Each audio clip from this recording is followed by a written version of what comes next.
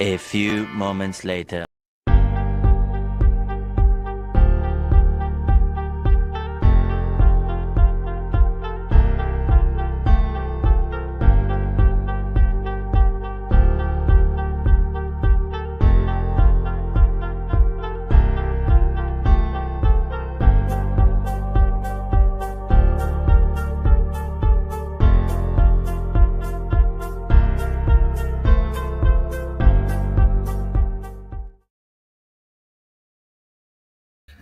Hey, everybody. Welcome to Sports Church. Happy Father's Day to you all. I'm your host, Friar Mini. I'm a United States Marine Corps veteran. 2311 was my MOS. I'm a card carrying member of the E4 Mafia, allegedly.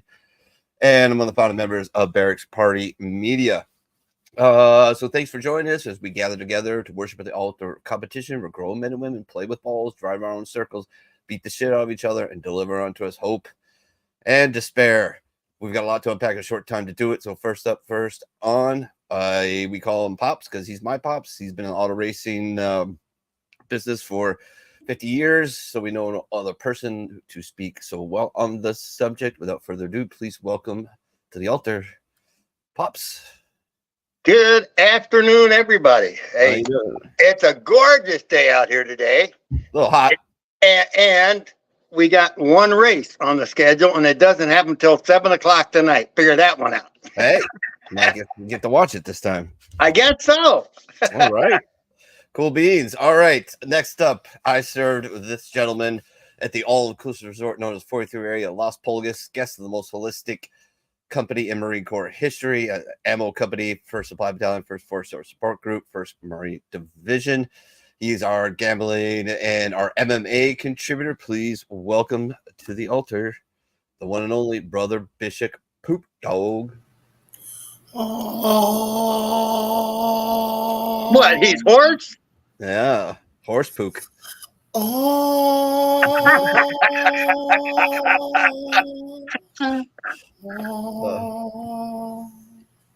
That's right, gentlemen. It's a brother Bishop Pook Dog from the First Sports Church. Nothing but the truth.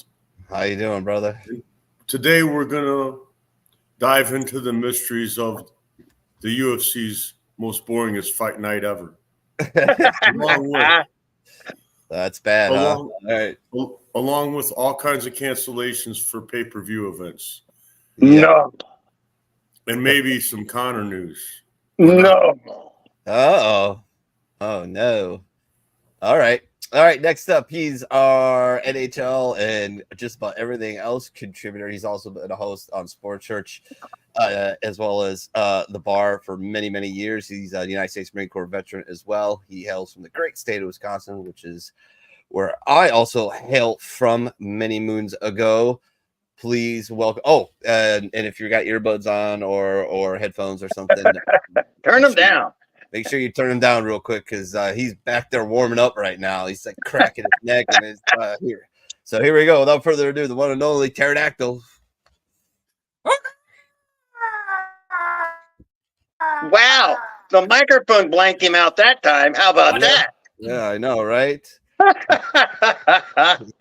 His internet is awesome today. My internet's kind of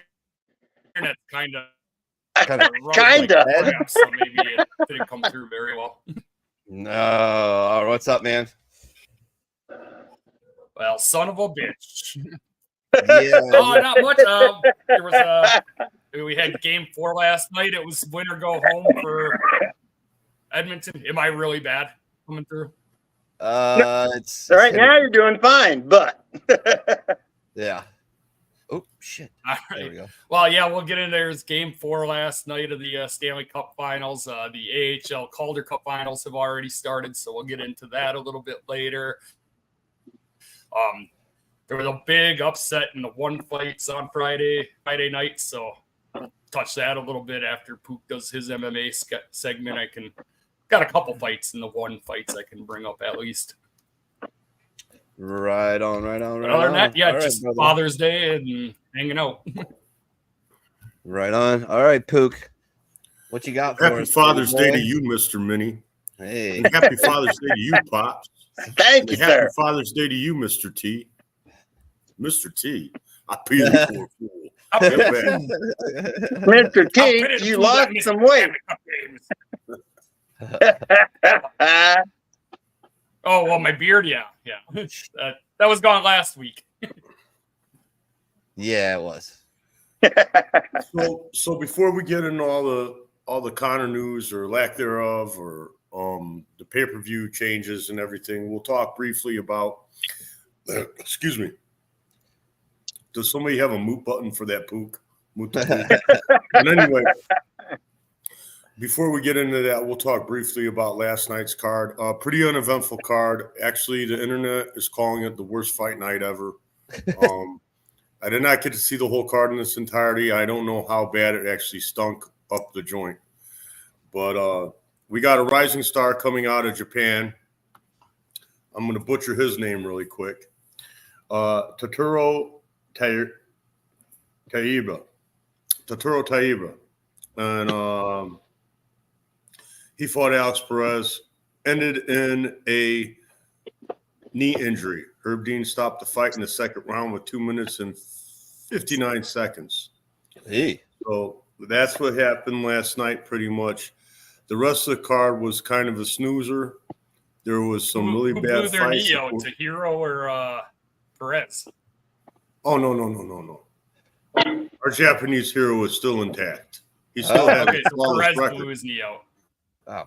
He still has his flawless record, sir. Still has the flawless record. Still 16-0. Still the rising star coming from Japan. Still was reported to be the most boringest fight card ever in UFC Fight Night history. Now, getting on to other news. So, surprise. I wish I would have sent you that lady, the lady that said, surprise. Surprise. You know, so you could play that. Surprise. What Connor and the Connor fight got canceled? I heard. Yeah, Yeah. it did. Yeah. I Surprise. seen Colby Covington going kind of hard at Chandler now too. Oh, he went ham, bro. He went ham. I probably if the Pook was doing his job, he would have sent that clip over to many of Colby's clip Twitter post, because he went completely ham on him.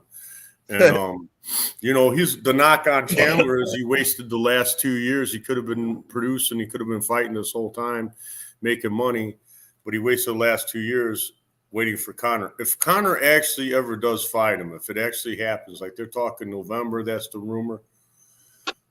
If Connor actually does fight him, I don't know if that's going to happen anyway. We're going to get into that. We're going to unpack that, but if Connor at this actually point, does fight I don't him, think it's ever happening. I don't think it's ever happening either. But if Connor, and I said that months ago, but then I changed my tune because you people brainwashed me. You inundated me with nonsense that there's going to actually be a fight. And I told you a long time ago there was never going to be a fight. I'm like, this guy's wearing his silk pajamas. He's packing his nose full of Coke and drinking whiskey every day. And he's freaking hanging out on boats. And when he's not beating the shit out of photographers, he's kicking girls in the stomach and firing them off of his yacht into the drink, So I was like, this guy ain't fighting no more. I don't believe, but you guys had me all fooled for a little while there. You guys pulled the wood right over my eyes.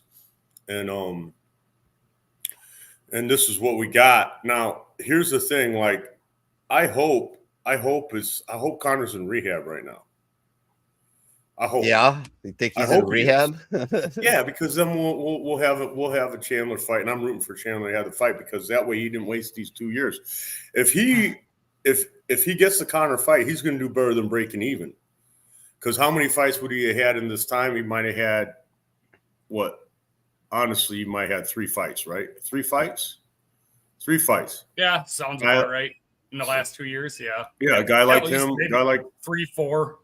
3 or 4. We'll say 4. We'll say 4. We'll say 4, T. So probably a guy of Chandler's stature is probably going to make 700 in the UFC, 700 grand a fight, 500 grand a fight, something like that. So we figure somewhere between 2 million to 2.8 million is what he missed out not fighting. Obviously, that doesn't include everything that he has to pay out, but that would be his fight purses. So right around what his fight purses. So if he makes more than 2 million on this Connor deal, if this Connor deal even happens ever, maybe he comes out on it. Maybe he comes out in the end. The thing is, the whole reason he didn't fight, right, is because you take an L. Let's say he fights Charles Oliveira, just for instance, or someone else, someone his stature. He takes an L against them. That kind of takes the wind out of the sails of the Connor fight. If he takes an L against one of if he took 2 L's in this time that Connor's been off, right, and hasn't been able to fight. If he takes 2 L's in that time, now there's probably he takes 1 L, they don't even fight. Probably he comes back and fights Diaz again, something like that. Some kind of cash grab. The UFC's always coming up with some kind of cash grab. I'm really hoping that Connor's in rehab for obvious reasons. If it's that leg, if it's that same leg that he snapped in half and he's got titanium parts in him now, I don't know if that's good. I don't know what's the difference between now and November if it's that leg that's giving him trouble. It's been reported by John McCarthy and others that it's the leg. I hope and there other than hearing rumors, injury's kind of tight-lipped. So it sounds like it's either the leg because they don't want to talk about it because if obviously if it's that leg that snapped in half and has titanium parts in it now, they might not be having another fight. He might not fight ever again, right? And if it's rehab, they don't want to talk about it for obvious reasons as well. It's not going to be good on Was Conor. it his leg or his ankle that messed up? He broke his ankle. leg in the Poirier. Yeah, yeah. I should have probably sent that. We remember his leg. It snapped right in half. His leg snapped right in half. It was a check kick by Poirier. Yeah. That would have been a good one for me to send you this morning. There's only so many hours in a day, Minnie. I only can get so much sleep. You know what I mean? But I don't know how you guys feel about the Conor fight. They ever going to fight again? You know, is this fun having Conor string you along like this? Is this just a game that Conor's playing at this point? What's really going on here? Why is he missing press conferences? Yeah. Was he in the hospital? I mean, like, you got to be pretty sick to miss a press conference, right? I mean, you could pretty much hobble up to a press conference in crutches, right? What's going on? Yeah, you would think so. What's really going on here? Did he have a freaking horrible alcoholic, drug-related incident that ended with him in the hospital or in rehab? Is that what canceled steroid that withdrawal probable. I mean, who knows?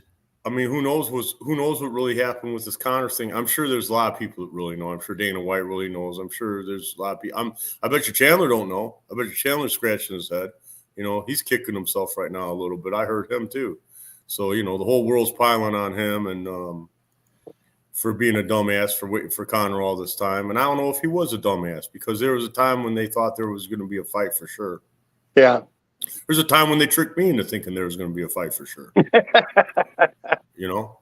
So well, I think all of us wanted to see Conor and wanted to see him make a comeback. But. Yeah, I wanted to see him get his ass kicked, Pops. I think that was pretty obvious. Yeah, that's been Pook's take for day one. I want to drink Minnie's whiskey on air. But doesn't look like I'm going to be able to do that. We'll probably have to come up with another bet for that whiskey, or I'll probably just have to cough up the Jameson I originally lost to him. So what we also have, we got more cancellations. We got Hazmat Shemaev was supposed to square off against Robert Whitaker next week on ABC. That is not happening at all. He's in the hospital. He's very sick. Very sick, man. I'm not exactly sure what's going on with him, but I saw him in the hospital, and he has some kind of freaking really bad illness. Huh. I hope it's not a vaccine injury. Yeah. I'm just saying. Oh, God. Let's not go there, please. Oh, okay, we won't. Chris Benoit back in the you know what? I think that's Canada. Chris Benoit. I think that's a total publicity stunt. Honestly, I don't think that they want to do that. I think that will kill. I think that would. There's nothing in writing there, and it just happened that they put out that nonsense about that Mike Perry stuff right before Jake Paul launched his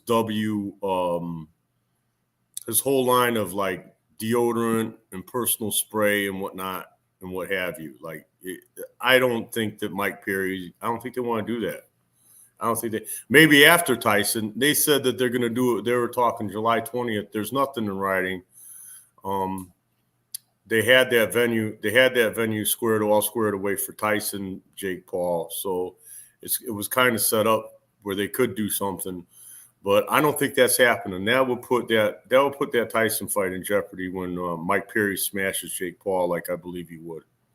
I don't know. Yeah. I don't think that'd be very smart. If Jake Paul fights Mike Perry before the Tyson fight, not smart. Not smart, man. Mike Perry's incredible, man. I mean, he had better than mediocre UFC career. A lot of people believed in him. A lot of people thought that he was going to be something really special. He had some troubles. He's struggled with grappling, but since then, he's the face of BFK. He smashes everybody's face. He is not afraid to freaking get right up in your grill and trade with you. And he is a really good boxer. It would be a nightmare for Jake Paul if he fought here. What is the benefit for Paul to fight him? Money. I honestly, I don't believe they're going to fight. I think the benefit came from let's talk about it. Let's get some buzz behind it. Let's get Jake Paul trending. Now let's promote his deodorant. All right. His new deodorant that they're selling at Walmart. I really believe that, Pops. I mean, maybe I'm a cynic. Maybe I'm full of crap. Maybe. But I mean, it just so happens like like it was. I believe it was like maybe Tuesday. It might have been Monday, but I believe it was like Tuesday. They freaking release all this crap about there's possible Jake Paul, Mike Perry fight. They released some old sparring footage and stuff. And then the very next day, they're coming out with this new W deodorant stuff that Jake Paul is going to be selling at Walmart. Like I honestly believe we'll see what shakes out. We'll see if it happens. That's yet to be determined. I don't think they're fighting. I think that if they do end up fighting, it'll be after the Tyson fight. If the Tyson fight even happens. I mean, hell, Tyson's going to be 58 years old, or he already is. And they already canceled it once due to an ulcer. Who knows what it's going to be next? Yeah, if they're even going to have that Tyson fight. I think the Tyson fight's more likely to happen than Conor and Chandler, though. Yeah, I think you're right. I mean, that's pretty pathetic. But I mean, here's the thing: like, if it is rehab, which I'm hoping it's rehab, if it is rehab, Conor can get his shit together. If it's that freaking same injury from the cage where his leg got snapped like a twig, I don't know, man. It's hard to come back from that. Chris Weidman's had trouble with that. As we know, it freaking ended Anderson Silva's career for sure. And psychologically, man, I can't imagine. It's like a batter that gets hit in the head with a baseball, and now you're getting in the batter's box again. You're going to throw that same kick just as hard, the one that freaking broke your leg, even though you got titanium parts now. Are you going to freaking throw that kick the same way? I mean, I'm probably not. I mean, I'm not built like that, though. Obviously, I'm not an MMA champion. I'm a bishop. Oh,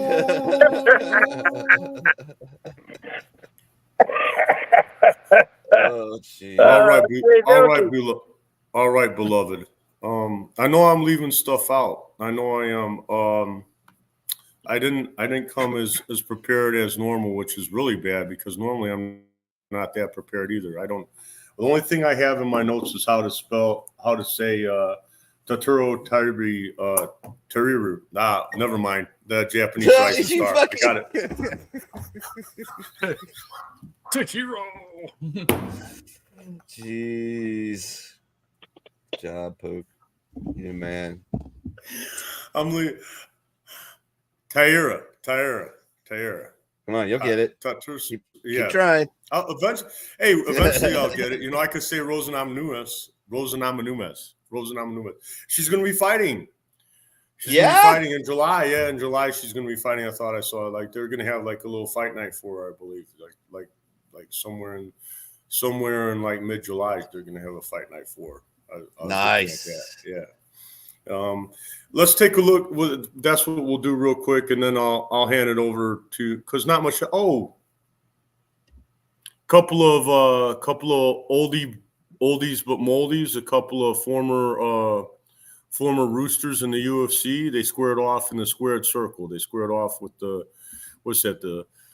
boxing rules. They squared off in the squared circle with the boxing rules. Anderson Silva fought Chael Sonnen to a draw last night. So I saw. I had no idea that fight was going on. I didn't either until I checked MMA news when I got home from work last night, and I knew it was going to happen. I didn't know when, but I didn't know it happened on Saturday, and I guess they fought to a draw. Chael Sonnen. I saw an interview. I didn't see the fight. I saw an interview with Chael Sonnen. He argued that he won more rounds. He felt he won more rounds. It was a boxing fight. I don't know. I didn't see it. Just guessing without watching the fight. I think Chael's lucky to get a draw against Anderson in a boxing fight. Did not see the fight. So I don't even know why I'm reporting on it. I I have no idea. Well, Pook, do your job, man. You know what I'm saying? Just do your job. just do your job. Oh, before we get off of the combat sports, I did put one clip into the highlights. The Friday fights, the way they usually do it, these are up and coming guys that haven't earned contracts yet. But you did have the number 4 ranked Muay Thai fighter in the lightweight division come down to fight in the main event on the Friday night fights against Nakarab out of the Fairtex gym. He's at this point, Nakarab hadn't been signed to an actual contract with one yet, but Nakarab ended up landing what they're calling the Hellbow in the first round, and he knocked out number 4 ranked fighter in the world in the first round. And after the fight, he was awarded a $100,000 contract with the organization. So Wow. I don't know if minis can. Yeah, I'm working on it. In the highlights. But yeah, They call it. Yeah, the guy he fought, I got it up on my phone. He's a Russian fighter, Tagir Kalilov. Tagir Kalilov. You can tell. Welcome to my world. Yeah, I know. Welcome to my world. Now, I think I said the Thai name better than the Yeah, Russian you're pretty name, good. which- Yeah, you're pretty good with those Asian names, though. But we know what's up with that. You got that. The Thai you got the names are connection. harder to say sometimes. Some of these Thai fighters, but then some of them got like English names for when they're in the ring. Like one of the guys that Tagir had beaten was Black Panther, and What? yeah, and Super Black. Is He this the lost to video? Super Black. Yeah, that's the video. If it'll come up. It's gonna happen real fast. So Yeah, it's a fast. pay attention. I know I wanted to find a longer cut than this, but I couldn't find the setup. Oh, boom! Ow. There's the elbow. He's in La La Land. We'll let it play out one more time, just so you can. Yeah, see he if tried we to get to his feet.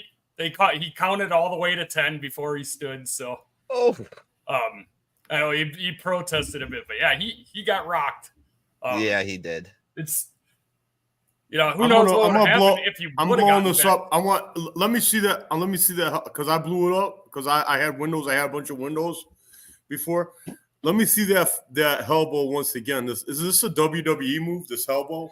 It's Muay Thai. This is a Muay Thai fight. It's not MMA. I know. Muay Thai. I know. I'm just saying. Like it sounds like a WWE move. The Hellbow, right? Yeah. That's what they're called. Oh wow! Is it a left? Yeah, it's a short. Yeah, he threw almost like a straight right, but was with the elbow instead of the fist, right into the all eye. right. Okay, that's the Hellbow. Gotcha. That's what Okay, they okay. nicknamed it after the fight. All right. So that's not a sig. I thought this was a signature move. I thought this is how he finished everybody. Kind of like the Stone Cold Stunner or something. Yeah. Or the Well, Rock Bottom, or I thought it was his signature move. So this Nakarab that started that knockout there, that was his 9th time getting a chance to fight on the one Friday fights. He was on a 4-fight win streak on that. So now his record in 1 fights is at 8-1, and he's 66-21 overall in Muay Thai. But knocking out the number 4 guy in the world, you got to figure when he comes onto one of the main cards, he's going to be getting somebody at least top 5, probably top 3 for his debut card fight, I would think. So he's not going to be an opening bout guy once they actually put him on a actual one event. He's going to be a main card guy from here on out. How long are you going to take it his looks like- elbow to heal? That's got to be painful. These guys, the way they train, they turn their shins and knees and elbows and all that into weapons. It's like they're swinging baseball bats around out there. So I don't know. The way they train, taking contact off those elbows, it probably didn't even hurt him that much, to be honest. Nah, man. I mean, if I hit somebody with my elbow like that, yeah, it's gonna be like I can't straighten my arm for like a week. But for these guys, it's just like, I do this all the time. They say that's the hardest bone in your body, your elbow. Yeah. That's what they say. Yeah. Yeah, and then getting hit full force like that in the face, it's not hard to see why that Russian guy just gather himself up. If he would have gotten up, it might have been an interesting fight. You had the co-main event in the fight. There was a British guy that was making his I could scroll down a little bit. It was Otto, I think it was like Warmbinger or something like that. He was fighting earlier. It was a good fight. I remember the fight. I just got to look these guys' names up. Waghorn, Otto Waghorn was fighting a Thai fighter, Kong Klai. It was his debut in the one promotion, and Waghorn got knocked down twice in the first round. So one more knockdown in the first round, it would have been a first round TKO. And he ended up coming back and getting 3 knockdowns in the third round and ended up TKOing Kong Klai later in the fight. So that was an interesting fight to watch as well. Right on. But yeah, I didn't send no highlights of that fight in. Damn you, man. I wasn't even really planning on talking about it, to be honest, but I just... Well, speaking of other contact sports, what's going on in the NHL? Hold on. Go ahead, Poop.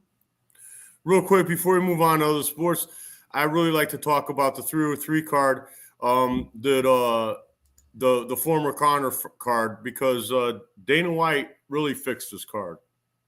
He did a good job of fixing this card. They had a lot of cancellations. He had Jamal Hill was supposed to fight on this card. He was supposed to fight Carlos Olberg. Anthony Smith is stepping in for him. So we got Anthony Smith, Carlos Olberg is going to be fighting. You got Ian Gary and Michael Venom Page on that same card. And then it looks like, look, man, this guy, Alex Pereira is like single-handedly saving the UFC over and over and over again. It seems like whenever they have some kind of cancellation, he'll step in and take the fight, and it'll be a huge fight. He's going to be fighting Yuri Prochazka, as you know, the samurai guy, the guy with the top knot, the guy that believes in the Bushido code and all that. Thinks he's a samurai. Did he cut the top knot off though after he won the championship? Yeah, I don't think he's got it anymore. But that's forever in my mind, sir. Forever in my mind, he'll have the top knot. Yeah. It'd be a little. Don't.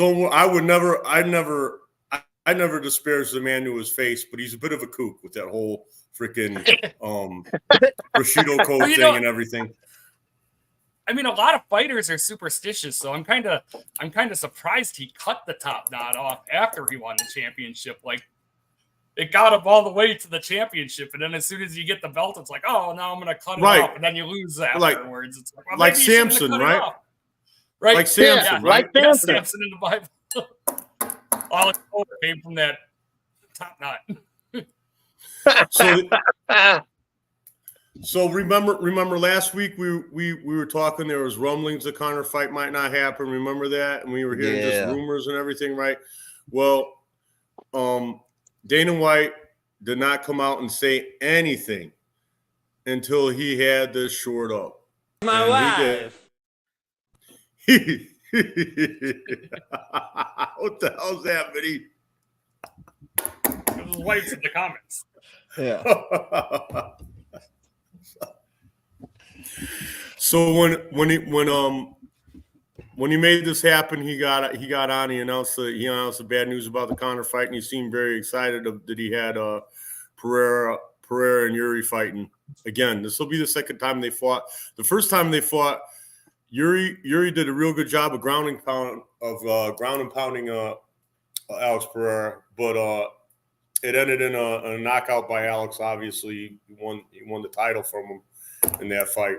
So this will be a good one. I'm gonna be betting on Yuri because I think he might have learned some lessons in that last fight. What not to do. Like, let's not get knocked out. Let's stick to your bread and butter. Easier said than done. Easier said than done, though. Yeah. Easier said than done. You know, let's not get knocked out. Let's fight smart. put him on the ground, make him nervous, smash his face. You know, the elbows were working in last fight. The ground and pound elbows were working last fight. Let's do that. Yeah, I tend to agree.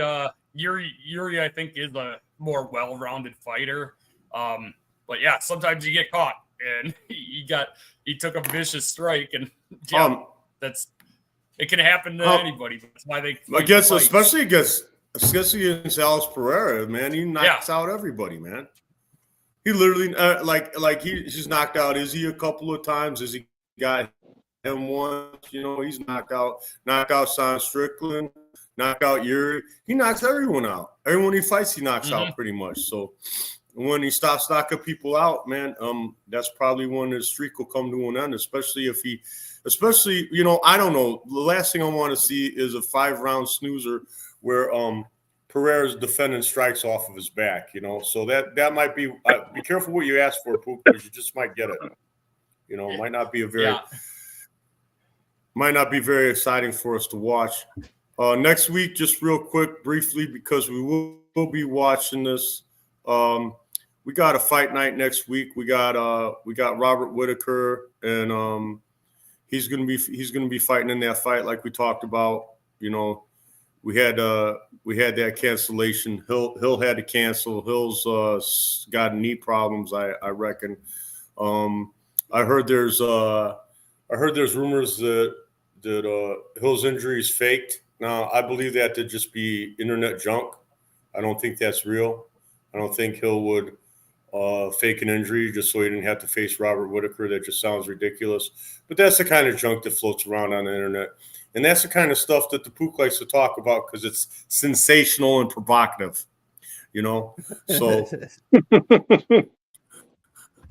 so I just thought I'd interject that. That's the rumor. The rumor is that Jamal Hill bowed out of this because he's faking an injury.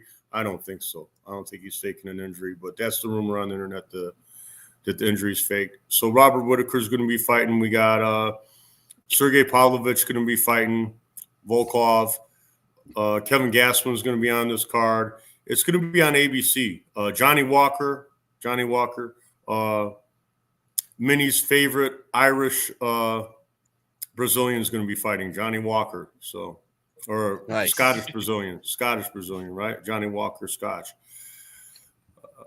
So that should be interesting. We'll talk about that card. It'll be free, so I'll definitely watch it. You guys can watch it too. It's going to be on ABC. So, oh, nice. Yeah. That's going to wrap up the Pook segment anyway. We can go right into red hot IHL action, baby. All right, good, perfect segment, good way, good looking out, telling us what's coming forward. I'm gonna go take my smoke break. All right. Because somebody's gonna talk about hockey. Somebody without a beard. Yeah, because the Admirals. Fucking Admirals still man. hurts. Fucking Admirals. Second year in a row, they lost in the Western Conference Finals, and the other thing in the AHL that is exactly the same as it was last year, our finals. The Hershey Bears finished off the Cleveland Monsters, and they are taking on Coachella Valley in the Calder Cup Finals. Game 1 happened on Friday night. Right now, Coachella Valley has a 1-game lead. They won Game 1 3-2 over the Hershey Bears. The Hershey Bears? The Hershey Bears. And the Coachella Valley Firebirds. Where the hell is Coachella Valley? They play out of Palm Desert. Yeah, okay. They play out of Palm Desert is where their arena is. Apparently they don't play outdoors, huh? Yeah, not that far away from not that far away from Palm Springs. Real close. Okay. Yeah. Actually, yeah. I mean, actually, when I was out there, I always liked Palm Desert a little bit better than Palm Springs, to be honest. When I was stationed up by 29 Palms. I'm not a homosexual, so I don't like either town. Palm Desert at least had the shopping mall in it. Yeah, Palm Springs was just like a bunch of gay bars. I'm waiting for Poop to clarify. Clarify what, Pops?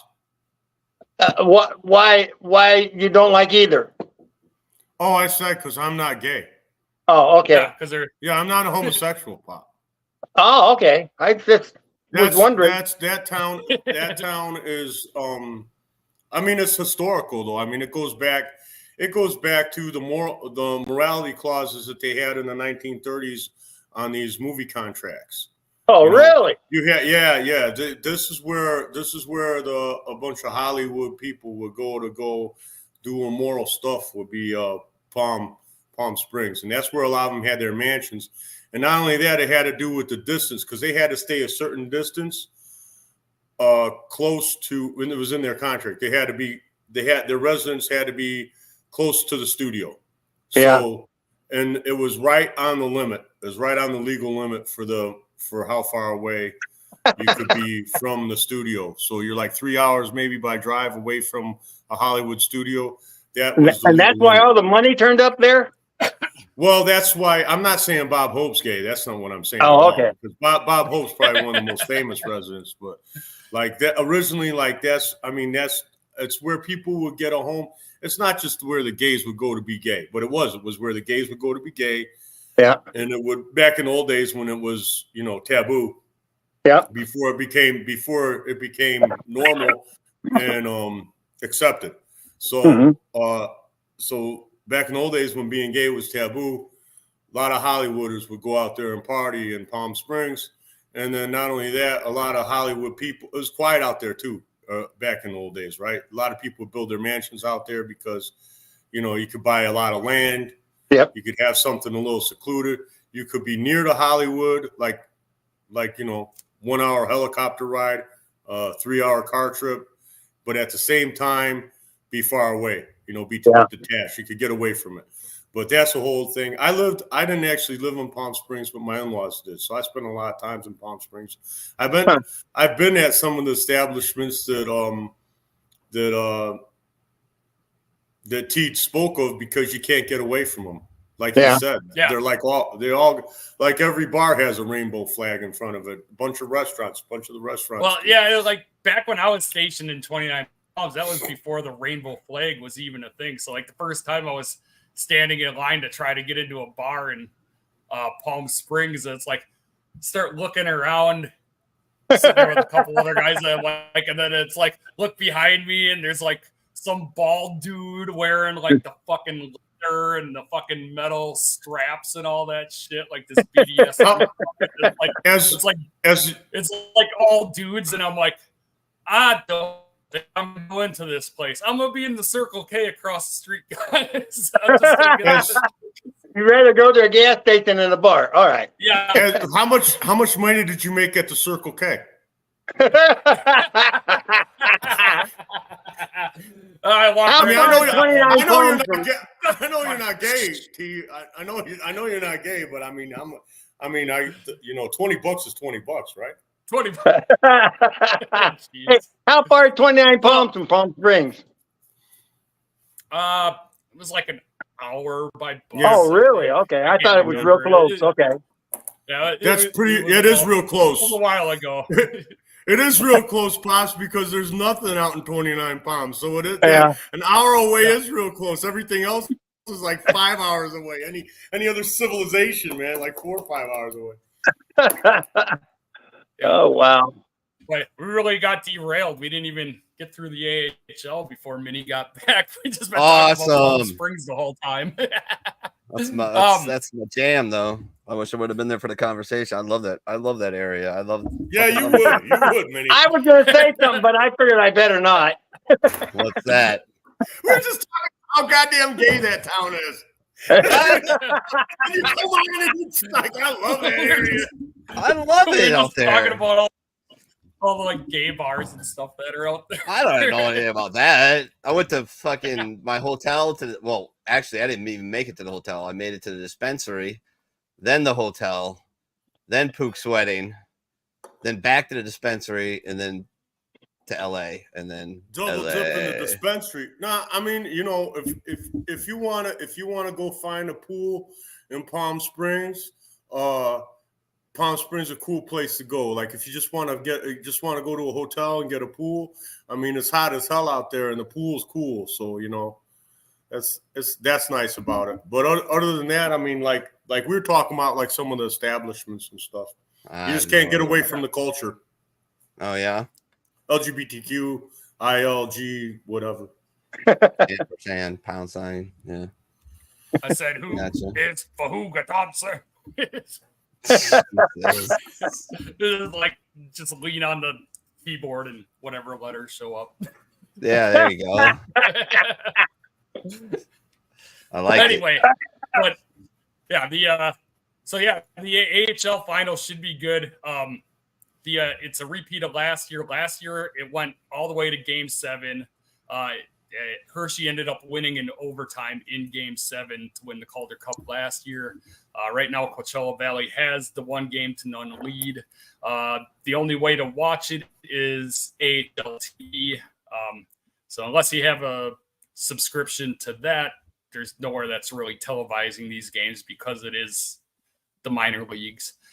But then you go on to we got the NHL Stanley Cup going on right now. Excuse me. The Florida Panthers last night had a chance to sweep Edmonton right out of the playoffs. And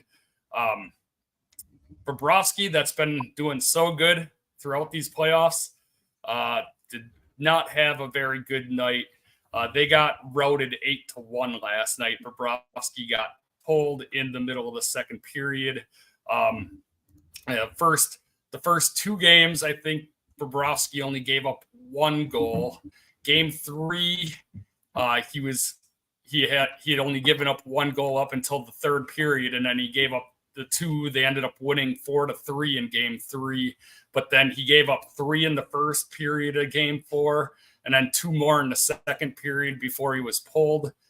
Edmonton ended up scoring 1 more in the third. At that point, I kind of stopped watching it because it was like, well, this is a rout.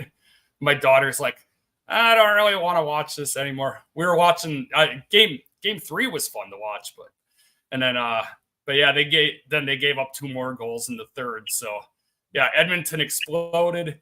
It's hard to say.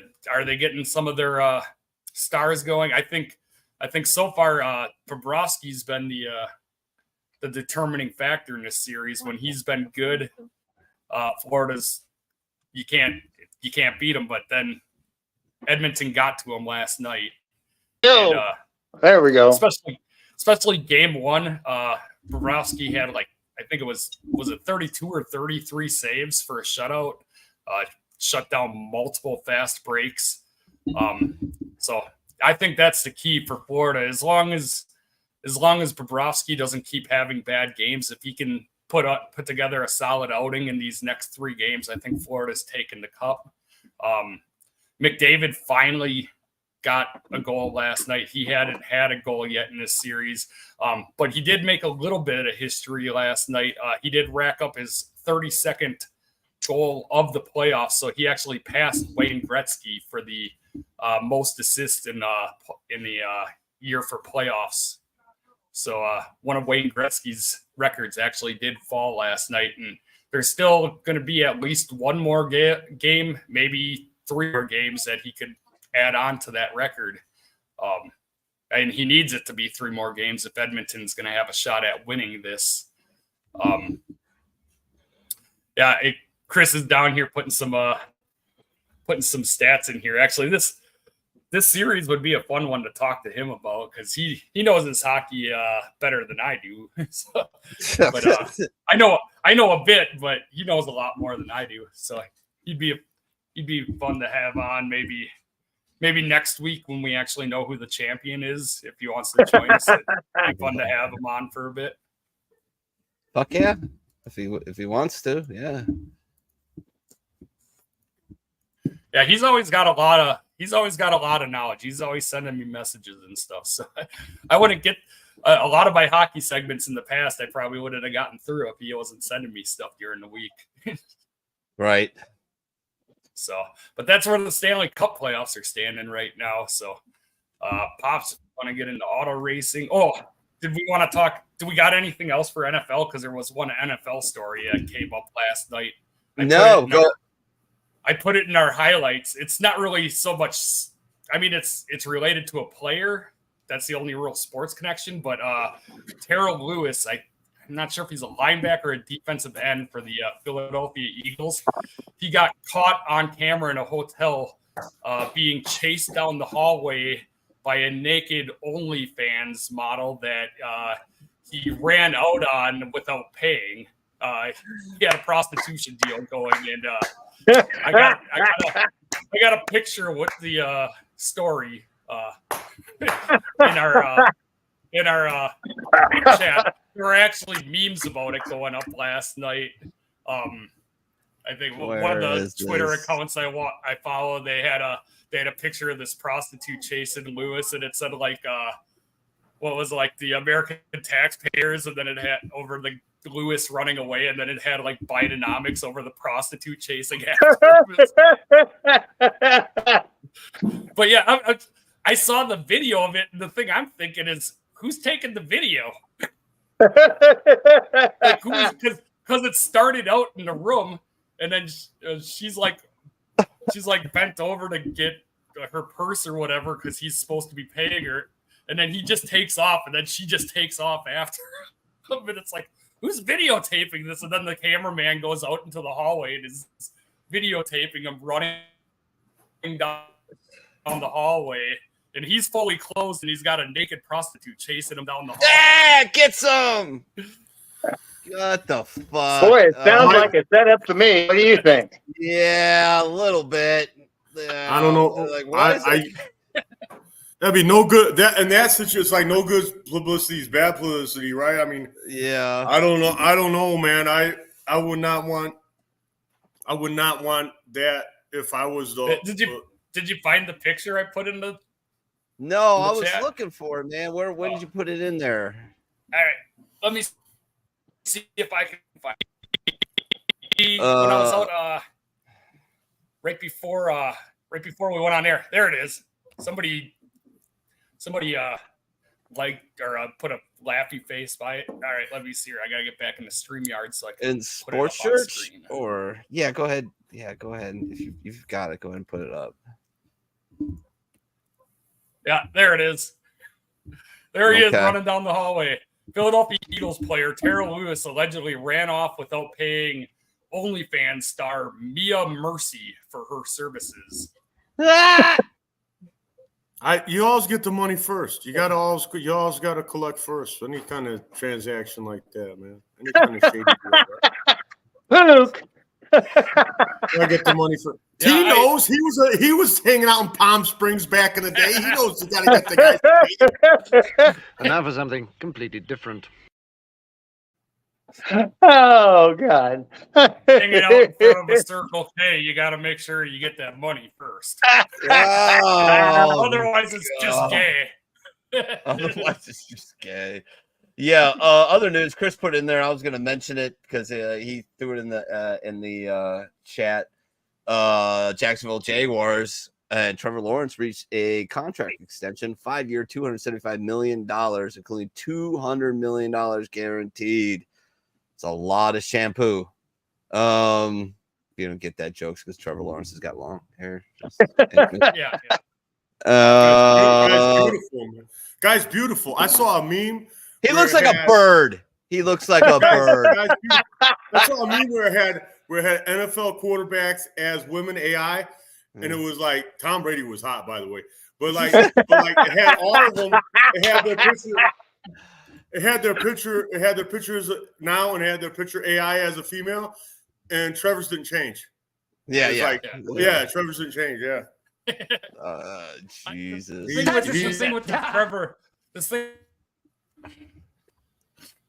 The thing with the Trevor Lawrence contract that makes me a little apprehensive is the Packers still haven't gotten their deal done with Jordan Love, and this just it resets the market, and now we're going to be paying more. They should have gotten their contract done with Love before this Trevor Lawrence deal got done, because now they might have been close to getting something, but now Love's agent is going to be like, well, Trevor Lawrence just got this, so now we need to at least get this.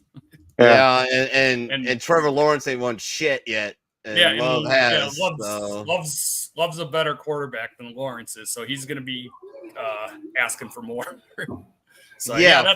that's what's got me a little. It's like get this damn deal done, because the longer this goes on, the more contracts that are out there, and then it resets the market every time. We should just pay Chris to produce a show. Seriously. He puts in there, Atlanta Falcons had improper contact with Kirk Cousins. Show me where they touched you on the doll. Not that kind of, but apparently some kind of I would guess, what is it called? You're not allowed to do. Tampering. So it had to be some kind of before tampering the deal. tampering period began. Yeah, so Atlanta will forfeit its 2025 fifth-round draft pick and pay a fine of $250,000, while the GM is fined $50,000. Ooh, ow! Oh, I love it when the NFL tries to pretend like they give a shit about their sport. Other than yeah, they're so funny. They're fining the team $250,000. We just got done talking about a quarterback getting paid $275 million. Yeah. Yeah. Ouch. Oh, ow. Ow. Oh, that hurt. Oh, $250,000. Oh. Also, I saw this too the other day. Bengals wide receiver T. Higgins signed his franchise tender today. I didn't remember seeing how much he got, but I think it was he's gonna get paid. He's getting a nice deal out of it. So one more year. Hopefully Joe Burrows can stay off his back and the Bengals can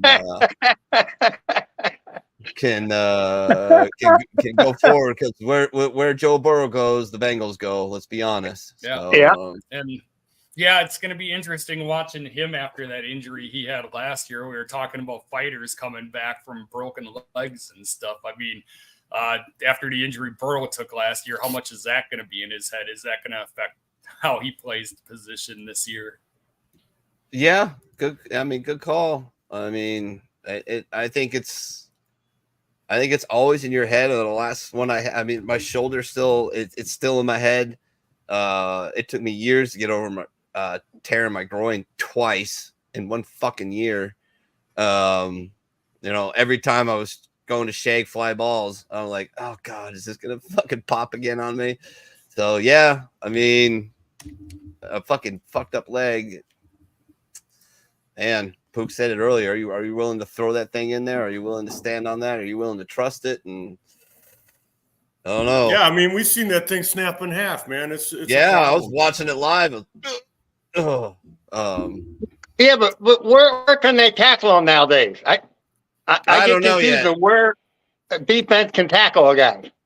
Yeah, I think a lot of people are confused by that. Well, it depends too on what stature your quarterback is, because if your quarterback's the size of, let's say, a Cam Newton or a Ben Roethlisberger, you can pretty much rape the guy. You can pretty much body slam him, do WWE moves on him, chin check him, hit him with hit him with calf kicks, all kinds of nonsense. Put him in. Yeah, those Eagles defense guys like Lewis out there treating them like they're prostitutes. But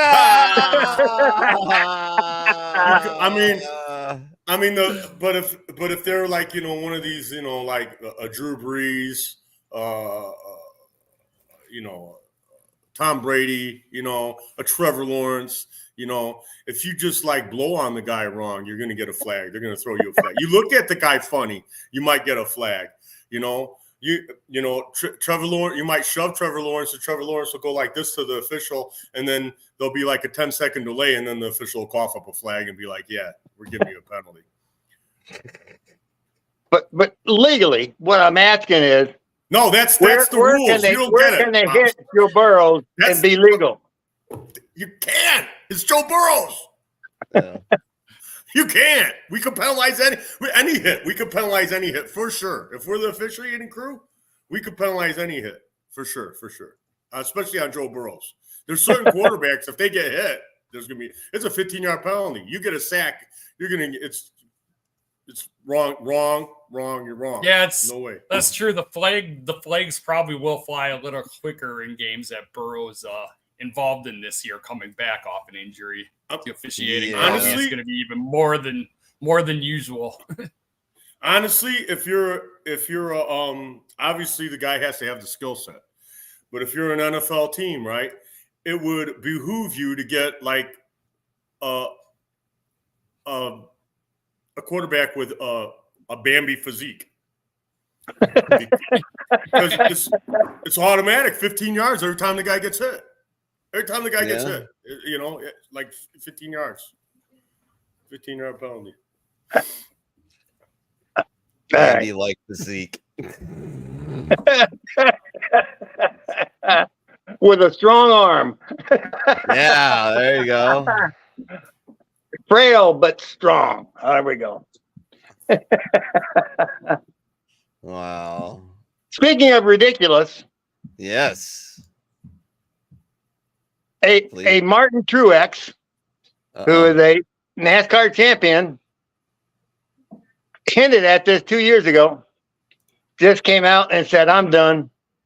This is my last year full-time racing, which is a pretty big shock, really. I mean, the kid is still good, and he comes from good stock. I mean, think about this. When he came south, he roomed with Dale Jr. When he went to truck racing, he was still rooming with Dale Jr. And I mean, they shared a couch, I guess. I don't know. But anyway, he said he's done. He's with the championship team, and the team can win a championship just about any year. But he said he can't do it no more. He's time to get out. All kind of teams talking to him, seeing if he wants to do some part-time stuff. It would be interesting to see if he gets together with Jimmy Johnson, because Jimmy's only doing a partial schedule. So Truex could do the other part, and so they get a full-time schedule out of it, which would be neat to see. The team is not championship caliber team right now, even though they got a couple championship drivers running there. Tonight's race at 7:00, and it's at a speedway that NASCAR Cup raced there for 10 years, and then in 2019 said, we're done with you. Iowa Speedway, we don't need you anymore. And so the Cup and truck races kept going on there, but the Cup went elsewhere. They're coming back for their first time. The unusual part is that Iowa Speedway said, the track's getting too rough. We need to do some resurfacing. However, they didn't resurface the entire unit. They only resurfaced the first 2 lanes. So everyone believed that there would be 2 lanes of racing because that's the first 2 lanes on the bottom. Right. However, the race was won last night by the guy from the outside. They came up for a restart, and the outside driver was planned on getting the win, and unfortunately, the driver that was starting next to him on the bottom pushed him further up into the top, and so they were both running on the old surface, and that guy who pushed him up higher ended up taking the win. So it was not what they anticipated. They thought everything would come off the bottom, and yet it was somebody on the old surface that got the win. So it will be interesting to see what the heck they do tonight. Kyle Larson is coming off the pole. And Pook, you listen to this. Kyle Larson is at 11-2, which is, not the best, though, because Christopher Bell, who is further down in the lineup, is listed at 4-1. So that's kind of unusual. Denny Hamlin, multi-champion this year, 7-1. Ryan Blaney, 15-2. Martin Truex, we just talked about him. He is 10-1. Ty Gibbs, couple-time champion, 10-1. William Byron is 11-1. Brad Keselowski, 12-1. Logano is also 12-1, along with Tyler Reddick, 12-1. Chase Elliott is 16-1. Chris Buescher is 28-1, and Ross Chastain, the wild card, is 28-1. Who's your money on, Pops? Oh God. Well, it's hard to walk away from Kyle Larson as he's on the pole. He's 11-2. The thing they're giving, they're getting 11-2 for Kyle. The guy that I think probably has a good shot is the Christopher Bell. Christopher Bell is a short track racer. Used to drive midgets. He's used to bull rings. The Iowa track is less than a mile. So, Christopher Bell has got a pretty good shot there. I'm going to bet this right now. Oh, who are you going to go for? Yeah, I'm going to bet this right now. I'm going on my app. I'm going to bet this Christopher Bell. That's who I'm betting, right? Okay. He's got a good shot. What they got the odds on there? I don't know. I'm gonna pull it up as right All now. right. Chris Bell. All right. But it's wild. They're going back to Iowa. It's such a unique track. This track was built by oh my God, I can't remember, from St. Louis. From St. Louis. St. Louis. He's got a brother that does a lot of podcasts now, and he used to drive for Penske, and boy, this is terrible. Anyway, I can't come up with his name, but anyway, it was designed strictly as a racetrack, no ifs, ands, or buts, but they didn't build outside walls. They built safer barriers all the way around. So you can't hit a wall, or you can't hit a hard surface. You can only hit the safer barrier. So it's a totally unique track. I'm drawing a blank, and it really. Rusty Wallace. There you go. Oh, He was part owner. He was part owner of that place when they built it. It was built to his specifications. So I mean, it is a neat track. I don't know if he's still an owner of the place or not, or at least a part owner. I don't know.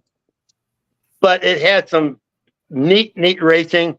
NASCAR draws big time there. IndyCar races there, and they may get 75,000.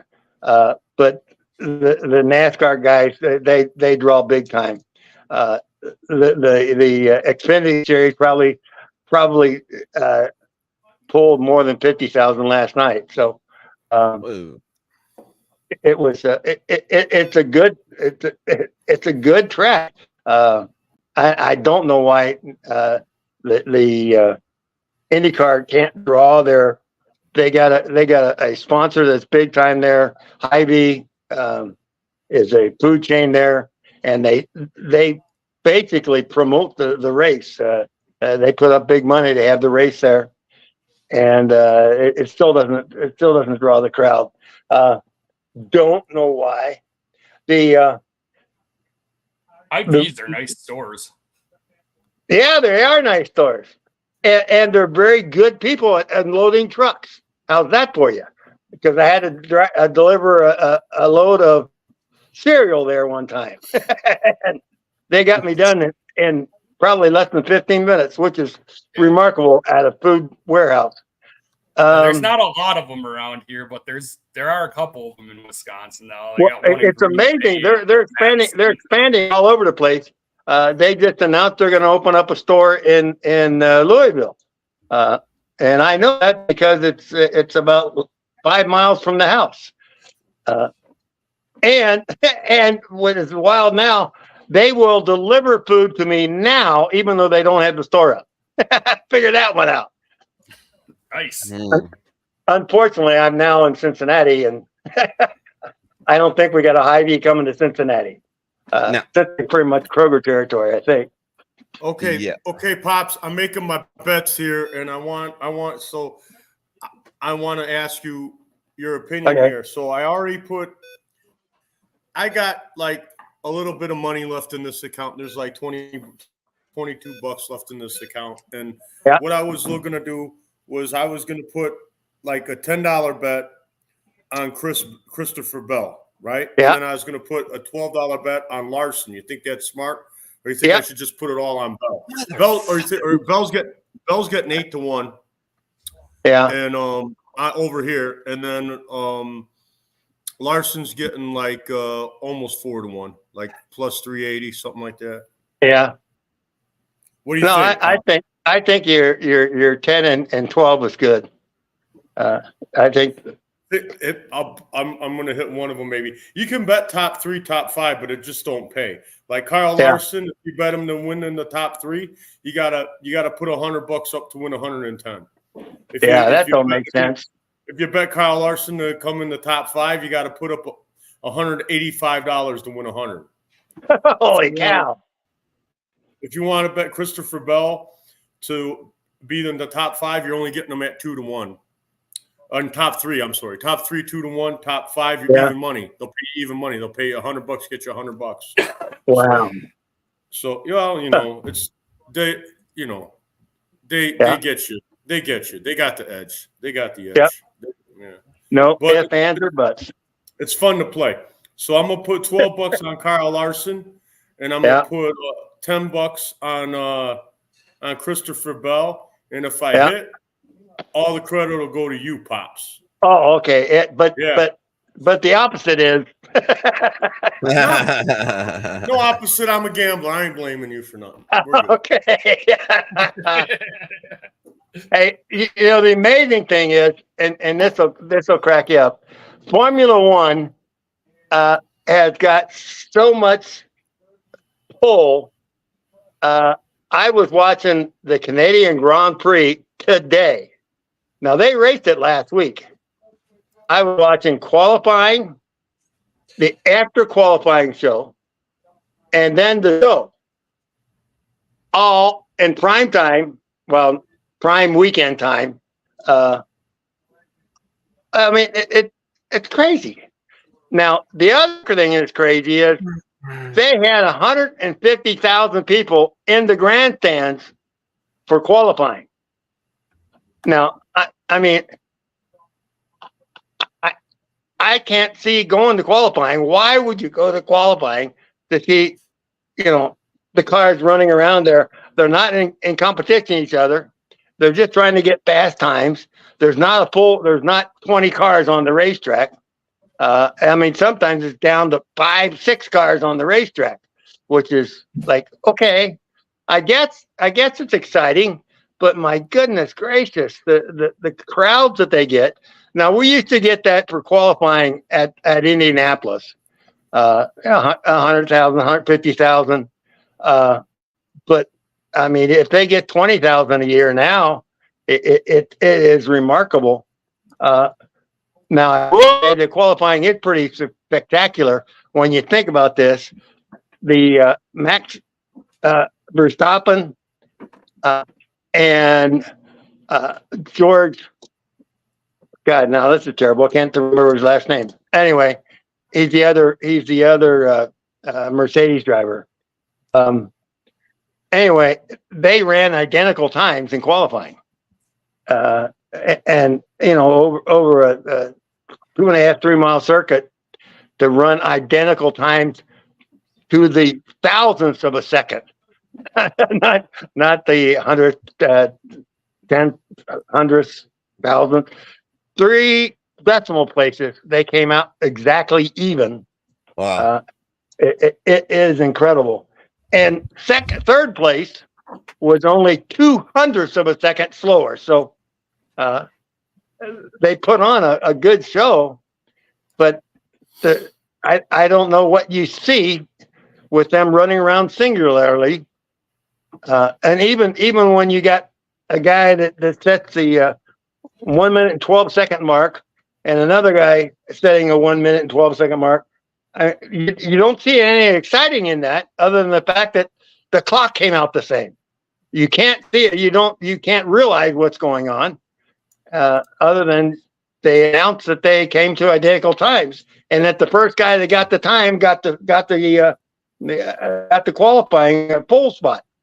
I don't know. It just it gets me that Formula One creates an event, I guess is the best way to say it, and that fans show up for the event regardless of the excitement that goes on.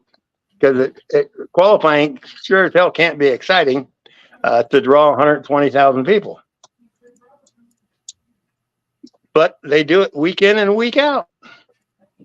Even in Canada, and I'll guarantee you they had probably 1 million people watching the show today, even though it's a week after the event.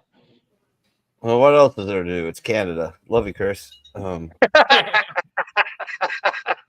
Canada's like a fucking loft apartment above a really cool party. Okay.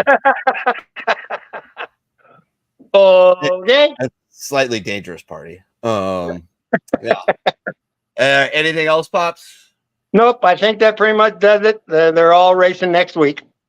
Cool. All right. So we'll talk a little baseball. I like Pook don't have a ton for you. Not a ton going on. Kind of in the doldrums of June. You know, everybody's kind of talking about the trade deadline coming up. Chris put in the chat Jose Abreu, another one of those hilariously horrible baseball contracts that GMs love to sign because they sign a guy for fucking 10 years and it lowers their average annual value for the contract, which doesn't hurt them on the luxury tax. But Jose Abreu, who hasn't hit a baseball since fucking, I don't know, a couple of years, he got released. They still owe him $30 million. So, yeah. I mean, the thing about that, like, that's your job. That's your life. You play ball forever. But imagine how shitty it's going to feel to get canned, but then go, oh, yeah, I don't have to do shit for 2 more years, and I still get $30 million. Yeah, I'm all right. I'm going to be all right. I'm going to be good. I'm going to go to the Caribbean and chill and get a drink with a little fucking hat on it and whatnot, and I'll be all right. I'll survive, you know? I mean, I'll take the blow to the ego with some rum, and I'll be good when I check my bank account every morning and they just dropped another fucking couple $100,000 in it. Like, yeah, I'm all right. It's all good. Funny, we talked about Angel Hernandez last week, finally retiring. Poor guy. If you want to see a really funny video, I'm going to try, actually, now I'm thinking about it, I'm going to try and bring it up. But anyways, Angel Hernandez retired. You want a good video, go to Baseball Doesn't Exist on YouTube and watch the video on Angel Hernandez. But so they got rid of Angel, and then SpaghettiOs. MLB disciplines top-rated umpire Pat Hoberg for violent gambling policy. Oh, Jesus. That's fucking great. Not only a week and a half after they suspended or banned a player for life for gambling, now we've got an umpire. So the story reads as follows from USA Man, they Today. gotta get he's got to be out of baseball. We'll see. We'll see. He's got to be out of baseball. Pat Hoberg, arguably the most accurate umpire calling balls and strikes in Major League Baseball. It's not arguably. Either he is or he isn't. Learn how to write. Has been removed from the field by the league for violence gambling policy. MLB sent a statement that Hoberg's alleged gambling activities did not impact games he worked. Well, that's good. During this year's spring training, Major League Baseball commenced an investigation regarding a potential violation of MLB sports betting policies by umpire Pat Hoberg. MLB sent a statement to news outlets, including USA Today. Mr. Hoberg was removed from the field during the pendency of that investigation. While MLB's investigation did not find any evidence that games worked by Mr. Hoberg were compromised or manipulated in any way, MLB determined that discipline was warranted. Okay. Mr. Hoberg goes, hold on. Mr. Hoberg has chosen to appeal the determination. Therefore, we cannot comment further until the appeal process is concluded. How can they be so sure? How could the guy gambles, right? The guy's a gambler, obviously. Obviously, the guy's a gambler here, right? So, all right. How can they be so sure that he didn't gamble on games that he officiated? I mean, I don't know. Wouldn't you be smart to maybe cover your tracks if you were going to do something that nefarious? I mean, You would I mean, think. just betting any game like on an app on your phone is playing pretty fast and loose, though, if you're an official. I mean, I don't know, man. I think that if they treat this guy the way they treat Pete Rose, he's out of baseball forever, right? Yeah. I mean, if fair is fair. I mean, I honestly believe this is the poop talking. And like I told you, if I was involved in a major league sport of any kind, I probably would have been involved in a gambling scandal. That's just how. So, but at the same time, I understand it. You can't have that. There's no place in that for the sport. You got to get these Pook, people. Yes, sir. You know what's going to come up? What is the contract with professional baseball regarding gambling? I'll tell you. Okay. This is it. What? MLB, all right, forbids gambling on baseball. MLB's Rule 21 also forbids players, umpires, and league employees. So you work for MLB Network, you work for MLB period, you're an umpire, you're a player, you're a manager, you're a fucking towel boy in the locker room. Rule 21 forbids you from placing any bets on any sport with an illegal bookmaker and any bet on baseball. So you can bet on stuff as long as you can show that it's a legal, like fucking Underdog or FanDuel or fucking name it, whatever. But even if you bet on a cricket match with an illegal bookmaker, you're fucked. You're done. Gone. So this is what's confusing to me is they didn't find any evidence that he bet on games that he's involved with, yet warranted a suspension, a discipline, yet they won't tell us why or for what. Rob Manfred, once again, is absolutely fucking screwing the pooch because that's what he does. I mean, he's got that gap in his teeth for a reason. It's because his owners love to shove their dicks down his throat. So, he's got to have that gap in the teeth, because nobody likes the teeth. God, I hate that guy if you can't tell. Anyways, yeah, it's not good. No bueno. It doesn't help the sport. It was a week and a half. Who was it? There it is. I found it. Tucapita Marcano, who fucking nobody ever heard of, basically. He was gambling on games that he was involved with. So, if you're going to do it. No, but if you're going to do it, right? Any gambling's illegal. So if you're going to do it, right? Yeah. Might as well bet on your games, man. Oh, yeah. Going back to Abreu. This year hitting 124, 2 home runs, 7 RBIs, slugging 195 with an OPS of 362. Ooh. Breaking news from Chris. Mookie Betts exit. Oh, fuck. He's on my fantasy team. Mookie Betts exit game after taking a 98-mile-an-hour fastball to the hand. Oh, that's fucking awesome. So I'm sure there's something broken. Fucking yeah, that sucks. Oh, awesome. Love it. Good times. Good fucking times. All right. To standings. Let's go over that real quick and get it out of the way for Pook.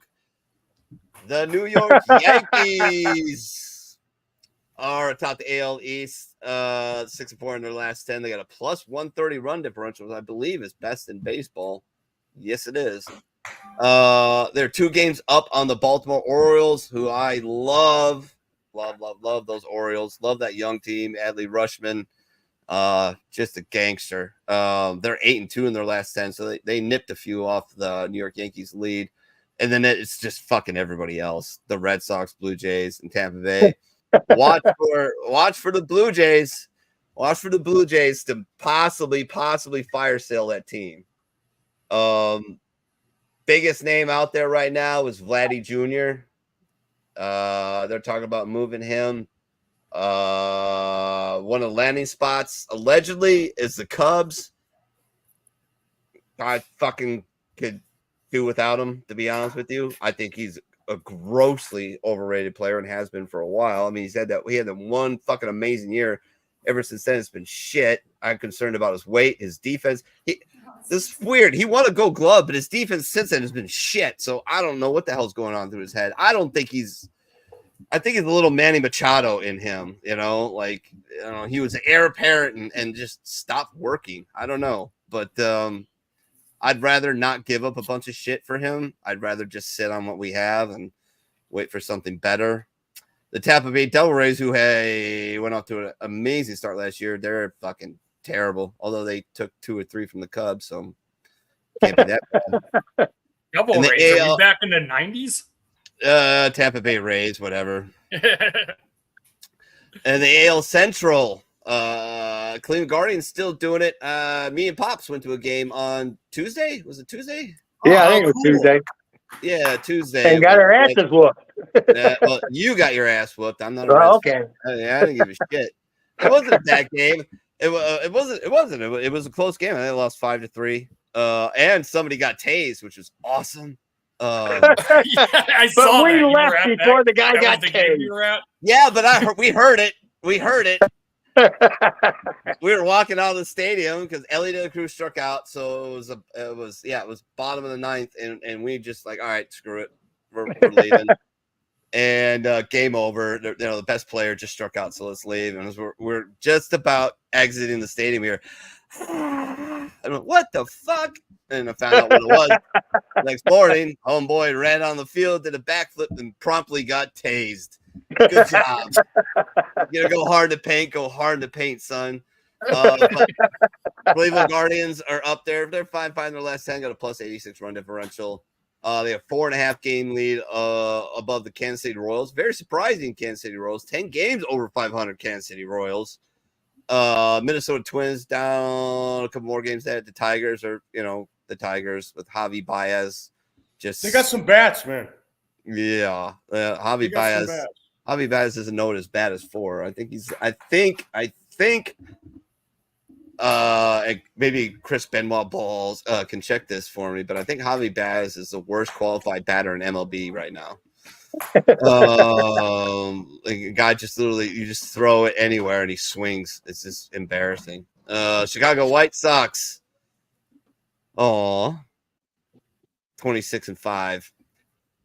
They're talking about another move that they're going to make this year is trading Luis Robert or Louis Bob to somebody. Cubs have been mentioned. Seattle has been mentioned as a landing spot for him. When he's healthy, he's a monster bat. So we'll see what happens there. Seattle Mariners and the AL West have a 7.5 game lead above the Texas Rangers, the World Series winning Texas Rangers. Houston Astros, man, it might be over. It might be over for the trash bagging cheaters. Doesn't look good. Oh, darn. Yeah, they let go of Abreu. It can't seem to get anybody healthy. Kyle Tucker went down the other day. Another guy on my fantasy team. Thank you. He was absolutely ripping pitching up, just tearing it up, and then got hurt. I think. By the way, too, I think he got hit on the fucking hand. By a pin. Just something about my guys getting hit on the hand. I don't know what it is. Do you think it's a conspiracy? Yes. Luke, it's a conspiracy, right? Yeah.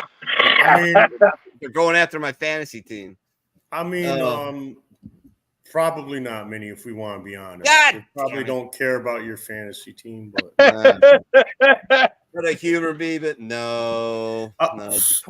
25 years plus of friendship, you can't humor me. I get it. All right, moving on. These guys are gonna start seeing. Hey, I was drafted by Minnie in fantasy. I might have to start wearing. It's starting to be like the Madden cover. I wear MMA gloves out to bat instead of batting No gloves, so I shit, got a little right? more padding there. Oh man. Los Angeles Angels. Sans Mike Trout. They're terrible. 12.5 games back. Oakland Athletics, who had a pretty good start. The soon-to-be Sacramento Athletics, allegedly soon-to-be Las Vegas Athletics. And my boy Dallas Braden not having a good time. 1-9 in their last 10. Not getting to see much of Mason Miller, who I still think should start the All-Star game. But you don't get to see much of a closer when you're constantly getting the shit kicked out of you. So it is what it is. Speaking of Los Angeles, or not Las Vegas, Why would you bet with a bookie with I don't all know. this betting available? I don't know. Los Angeles, I got the answer. Los Oh. Angeles, this is in Los Angeles, Pops. No, I'm talking LA? about why would you bet with a bookie instead of whatever's available to you online? Because there's certain states like California, for instance, among many others, that gambling is still not allowed in that state. Wait a they've minute. gotten this passed. Oh yeah, they've gotten this passed through a lot of places. But they got gambling palaces out there. Yeah, those are all Indian Yeah.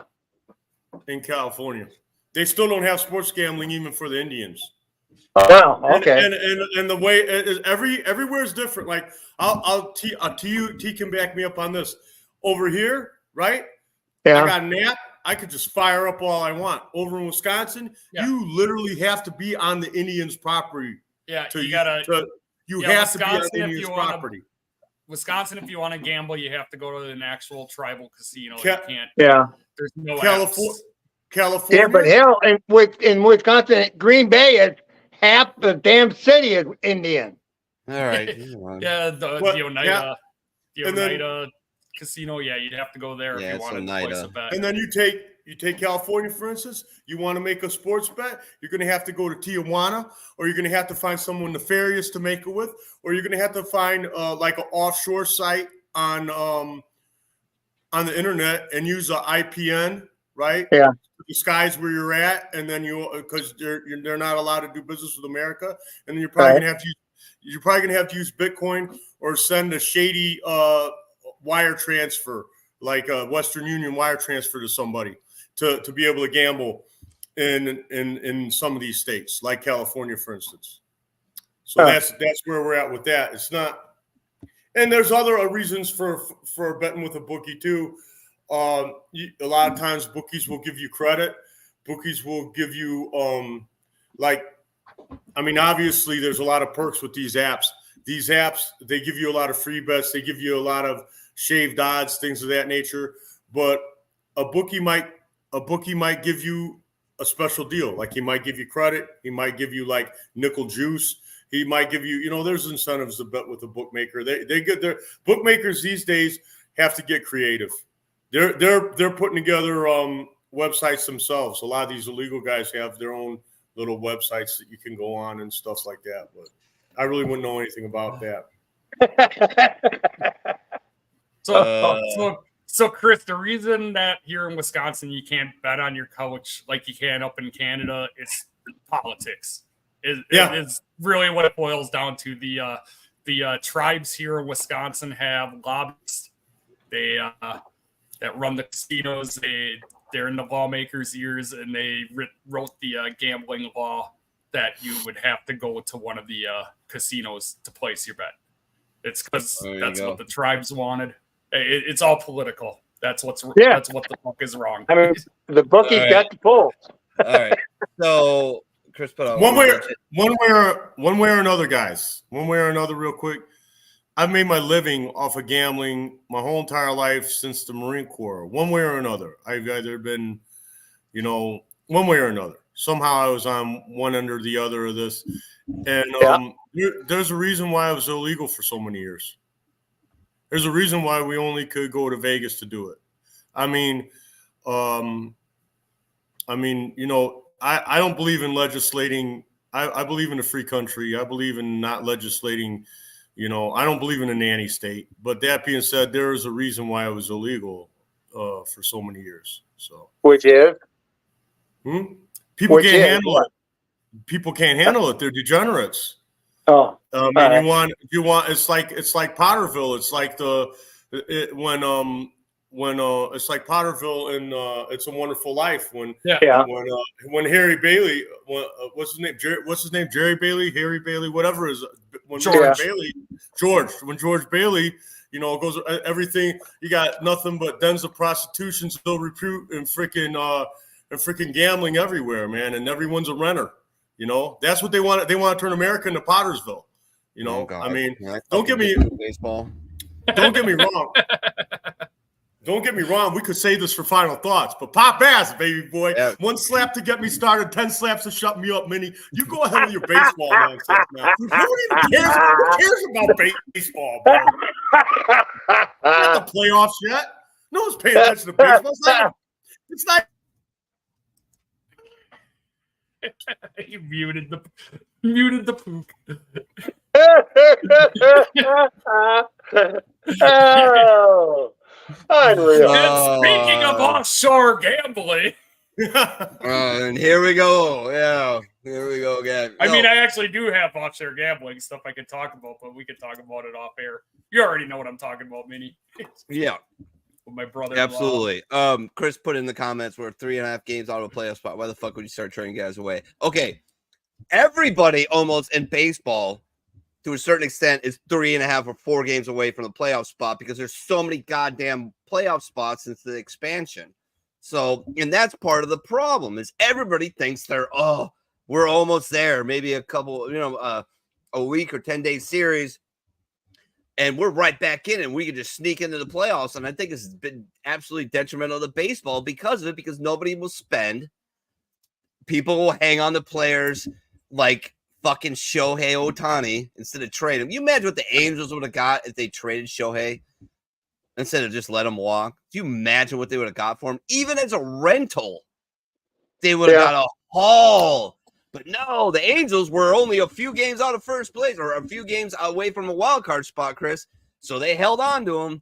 And so the Blue Jays allegedly may do the same. Now, what I was telling you is they're talking about fire. There's talk about fire sailing that team because that core team was supposed to go to the World Series. It didn't even fucking sniff the panties. And some of those guys are losing control. They're losing control of them in the near future. So do you sit on it and you wait and hopefully maybe you sneak in? Because the AL East, dude, you're not going anywhere. Sorry, you're not. Yeah, I know, but if you're going to trade a guy, do you want to trade him with a year of control or do you want to trade him without a year of control? What's going to get a bigger haul? The bigger haul is if you trade him now at the deadline, you're going to get a bigger haul than you do if you wait till next year at the deadline when you have no control and he's just a fucking rental. So that's where I'm coming from on that one, Chris. Going back to the National League, the Fighting Phils. Just talked to my friends out there. I just realized I don't do Facebook really that much, hardly ever anymore. I don't really check it, don't look at it, except like harvest memes for the bar. That's about it. Right. And one of my friends that I met in the U.S. Virgin Islands, they're pregnant and they're big Philly fans. They're big, Eagle fans. They're total Philadelphia people. This is one of the reasons I love them. They're just fucking hilarious. But found out that they're pregnant. So that congratulations to Tara, and her birthday was the other day too. So happy birthday, Tara. The Fighting Phils, though, crushing it, man. In a couple rough series here, but 5-5 in their last 10. But they still have an 8-game lead over what everybody thought, and I thought was a prohibitive favorite to win the National League East and go to the World Series. Shows how much I know. The Atlanta Braves are 8 games back. That's hard to believe. I don't know how the hell they did that. Well, they lost Spencer Strider at the beginning of the year. Then they lost Ronald Acuna Jr. again, which is funny. Everybody's like, "Oh, watch the Braves just take off and fucking win the World Series again without Ronald Acuna Jr." It'd be pretty funny if they did. But I don't see it happening. Max Fried is still pitching out of his fucking mind. Good for him. And the problem with the Braves is, people are like, they can go get help. No, they really fucking can't. They got everybody signed up till fucking 30-25 so they could have those contracts not count against the luxury tax. And their farm system is kind of exhausted a little bit. So not a lot of room for them to make moves to get pitching. So I don't know. We'll see. Problem is with the exception of Marcell Ozuna, nobody's hitting on that team right now, and they really, really need those guys to pick it up. Remember, they set records last year for offense, MLB records last year for offense, and this year just still got a plus 37 run differential, but it's not. They're not hitting like the Braves of last year. The Washington Nationals, who had a nice little dugout fight between players. They're 12 games back. The Mets 13 and a half back. Miami Marlins 24. What was the reason for the big fight? I can't remember what it was, but somebody said something and somebody wasn't happy about something, so they started punching each other in the face. Yeah. You know, boys will be boys, especially when you're competing. So to the AL Central or NL Central, excuse me, the Milwaukee Brewers. Yay, pterodactyl. They're 6.5 games above the St. Louis Cardinals. Boo. They got a plus 60 run differential, 6-4 in the last 10. They just took 2 or 3 from the Cincinnati Reds.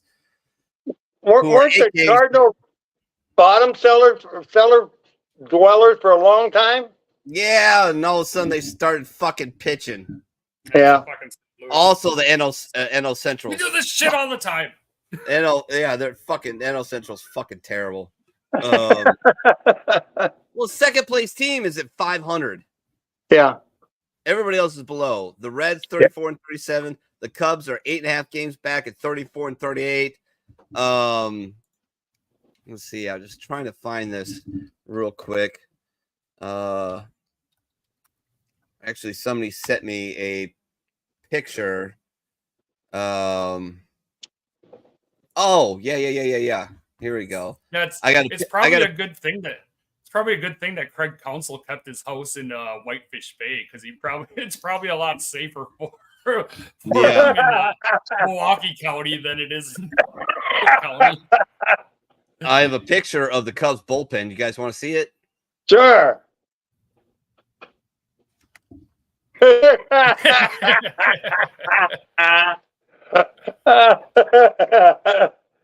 That's basically it.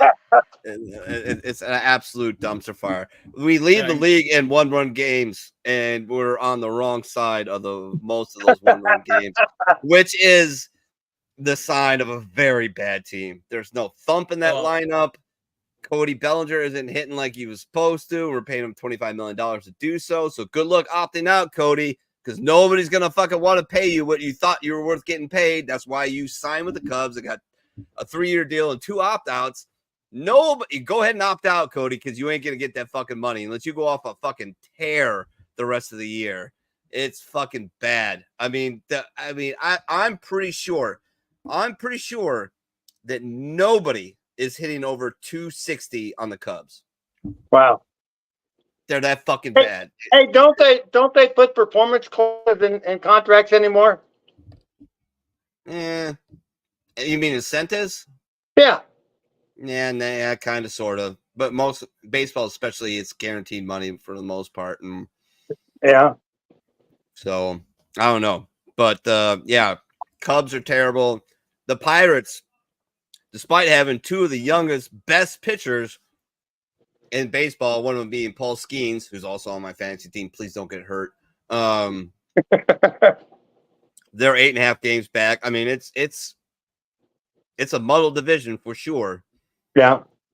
I don't know. I don't know what the Cubs are going to do.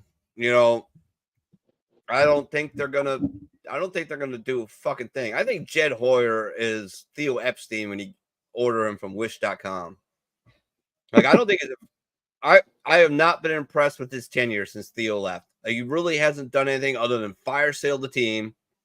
When I called it, when I said they were going to fire sale it, they did it. Yeah. And he hasn't really done shit since. Here's another little fun fact. The Cubs are now 13-2 when Shota Imagaga pitches. And if you don't remember who Shota is, let me remind you.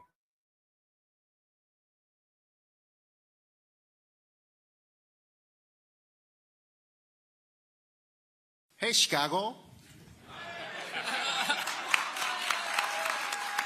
What do you say?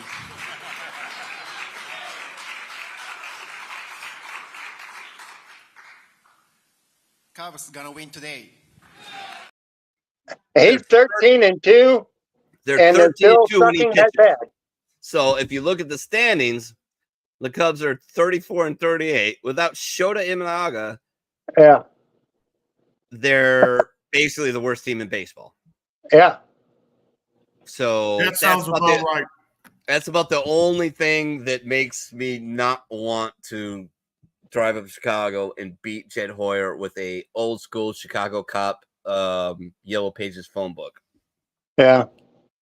That's about it. Other than that, he has done shit.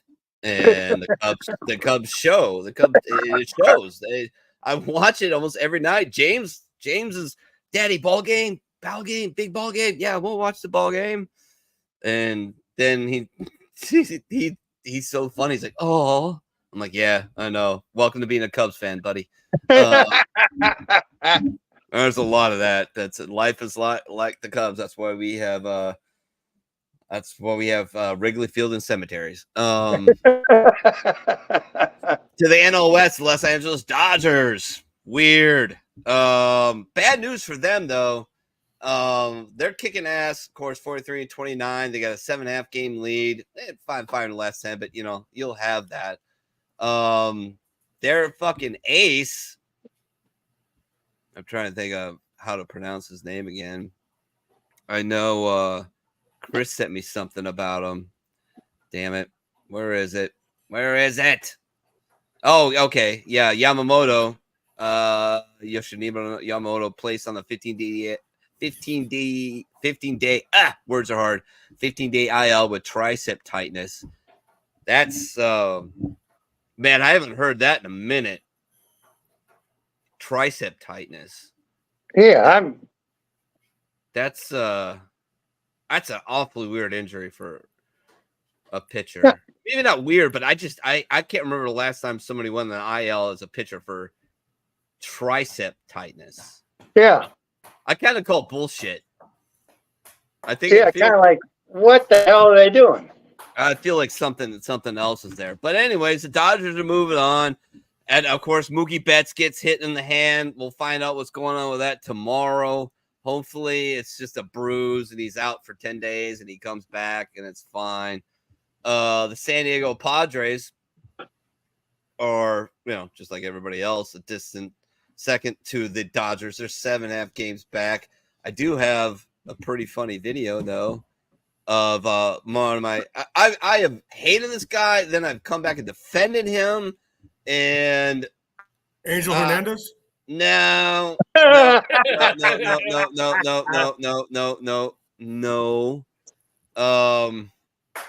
see if I can find the larger version of it. Oh, there we go. Stop. There we go. Nope. Got to do it this way. All right. So Manny Machado had a little bit of a temper tantrum. After getting a called third strike. It's pretty funny. Here we go. Well, yeah. Fuck it. Let's just play it. Machado takes strike 3 call. Oh! Bat in frustration, and he ggets thrown out of the game. Now that's bullshit. That is bullshit. Here's the thing.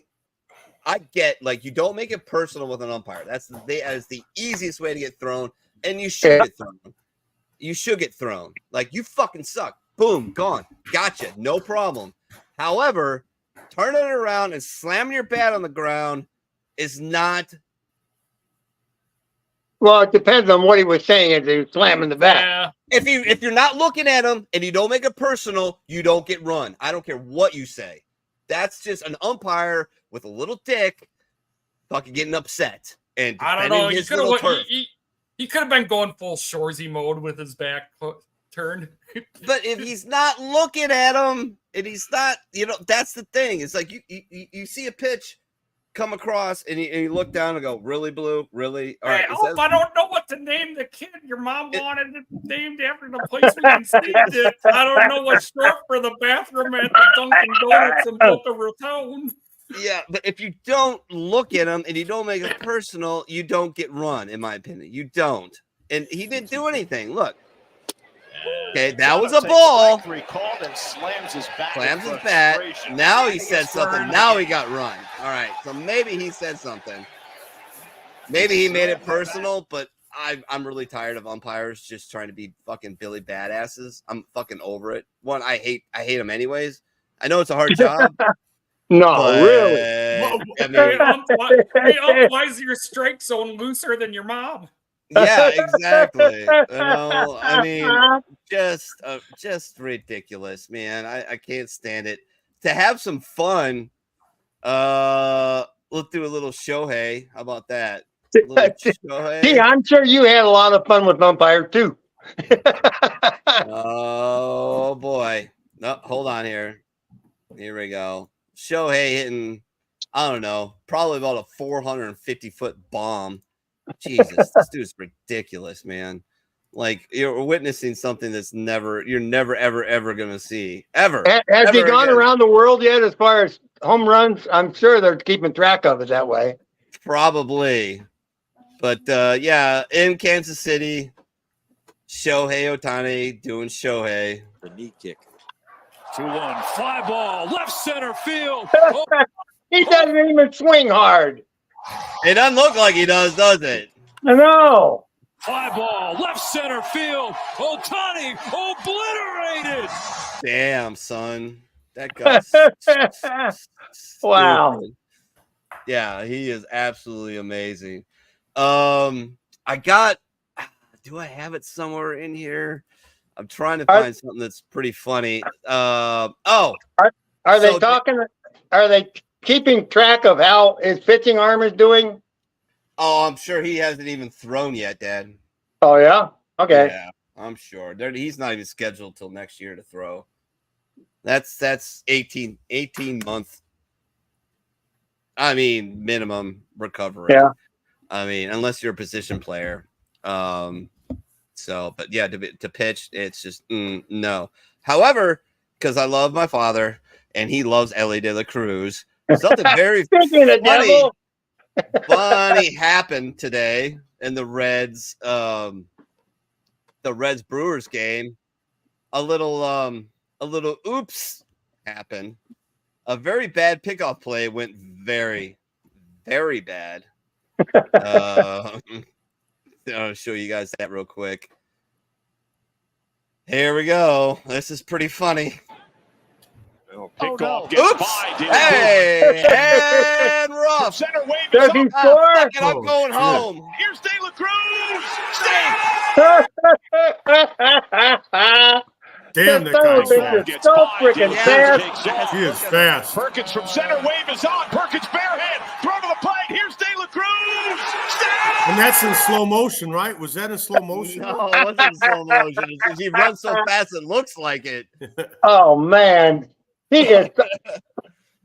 If he I mean, he's a beanpole. There ain't no muscle to him. It's all just speed. Yeah. If he can just hit semi-consistently a little bit better, oh God, he'll be the greatest thing in baseball, man. He is so fun to watch. Just absolutely a blast to watch. Chris sent us a video. I'm not sure if it might be the Lane Thomas ejection that he had in the chat. Okay, all right. Hold on a second here. Oh. Lane. Okay, here we go. Yeah, Lane Thomas. I like you. You're a good man, Charlie Brown. I don't care what anybody says. Here we go. I think that may be one of those 7 magic words. Seriously, boom! Super early in the count. And It's right here. Lane's gonna look back.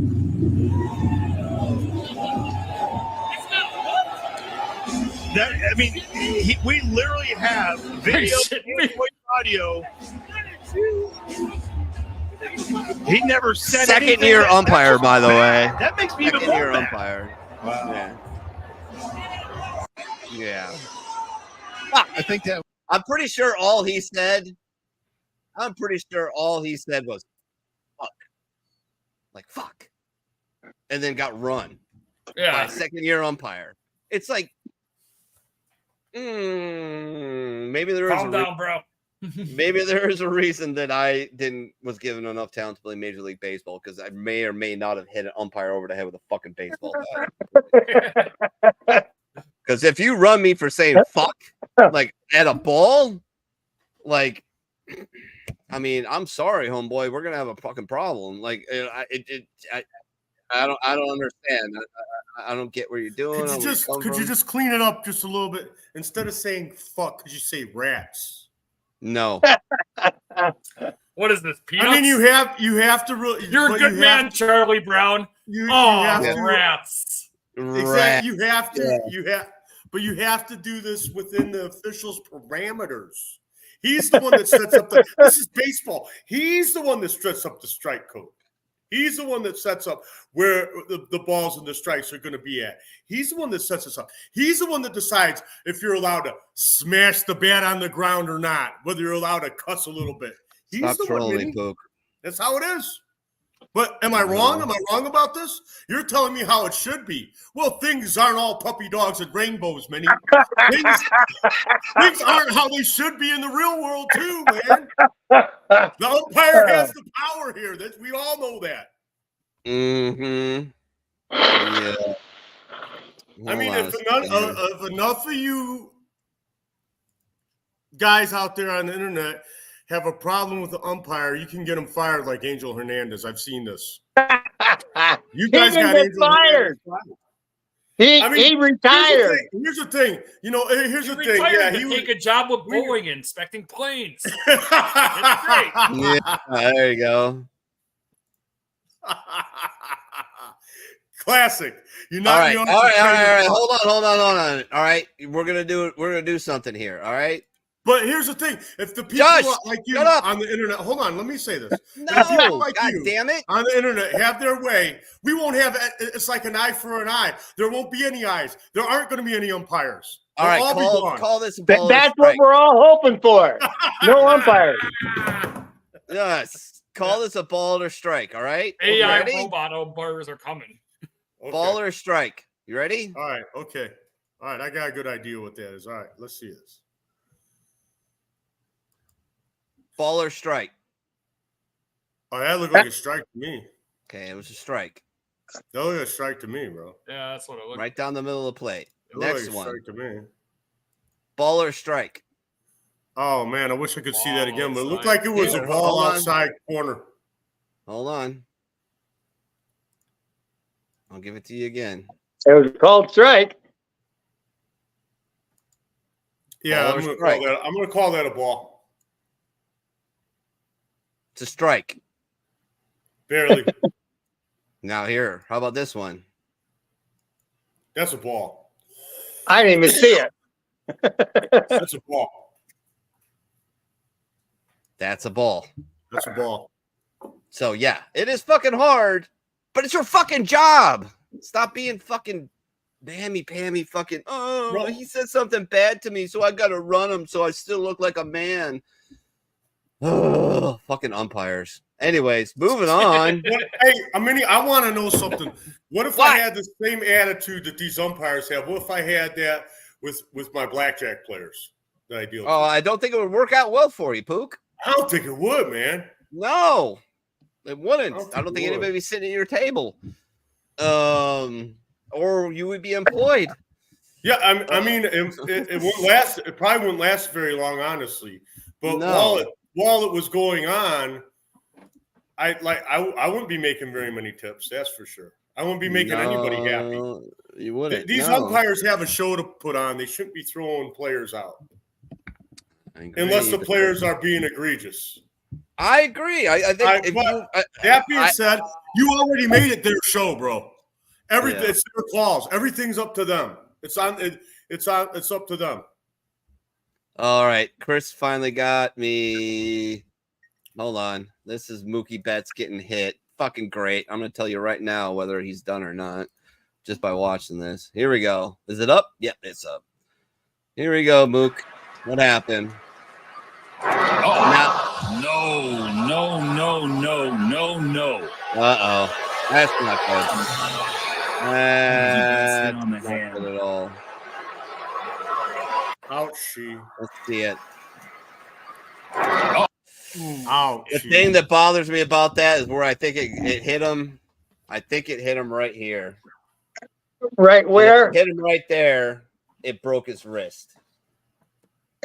You're talking. He got hit in the left hand, though, right?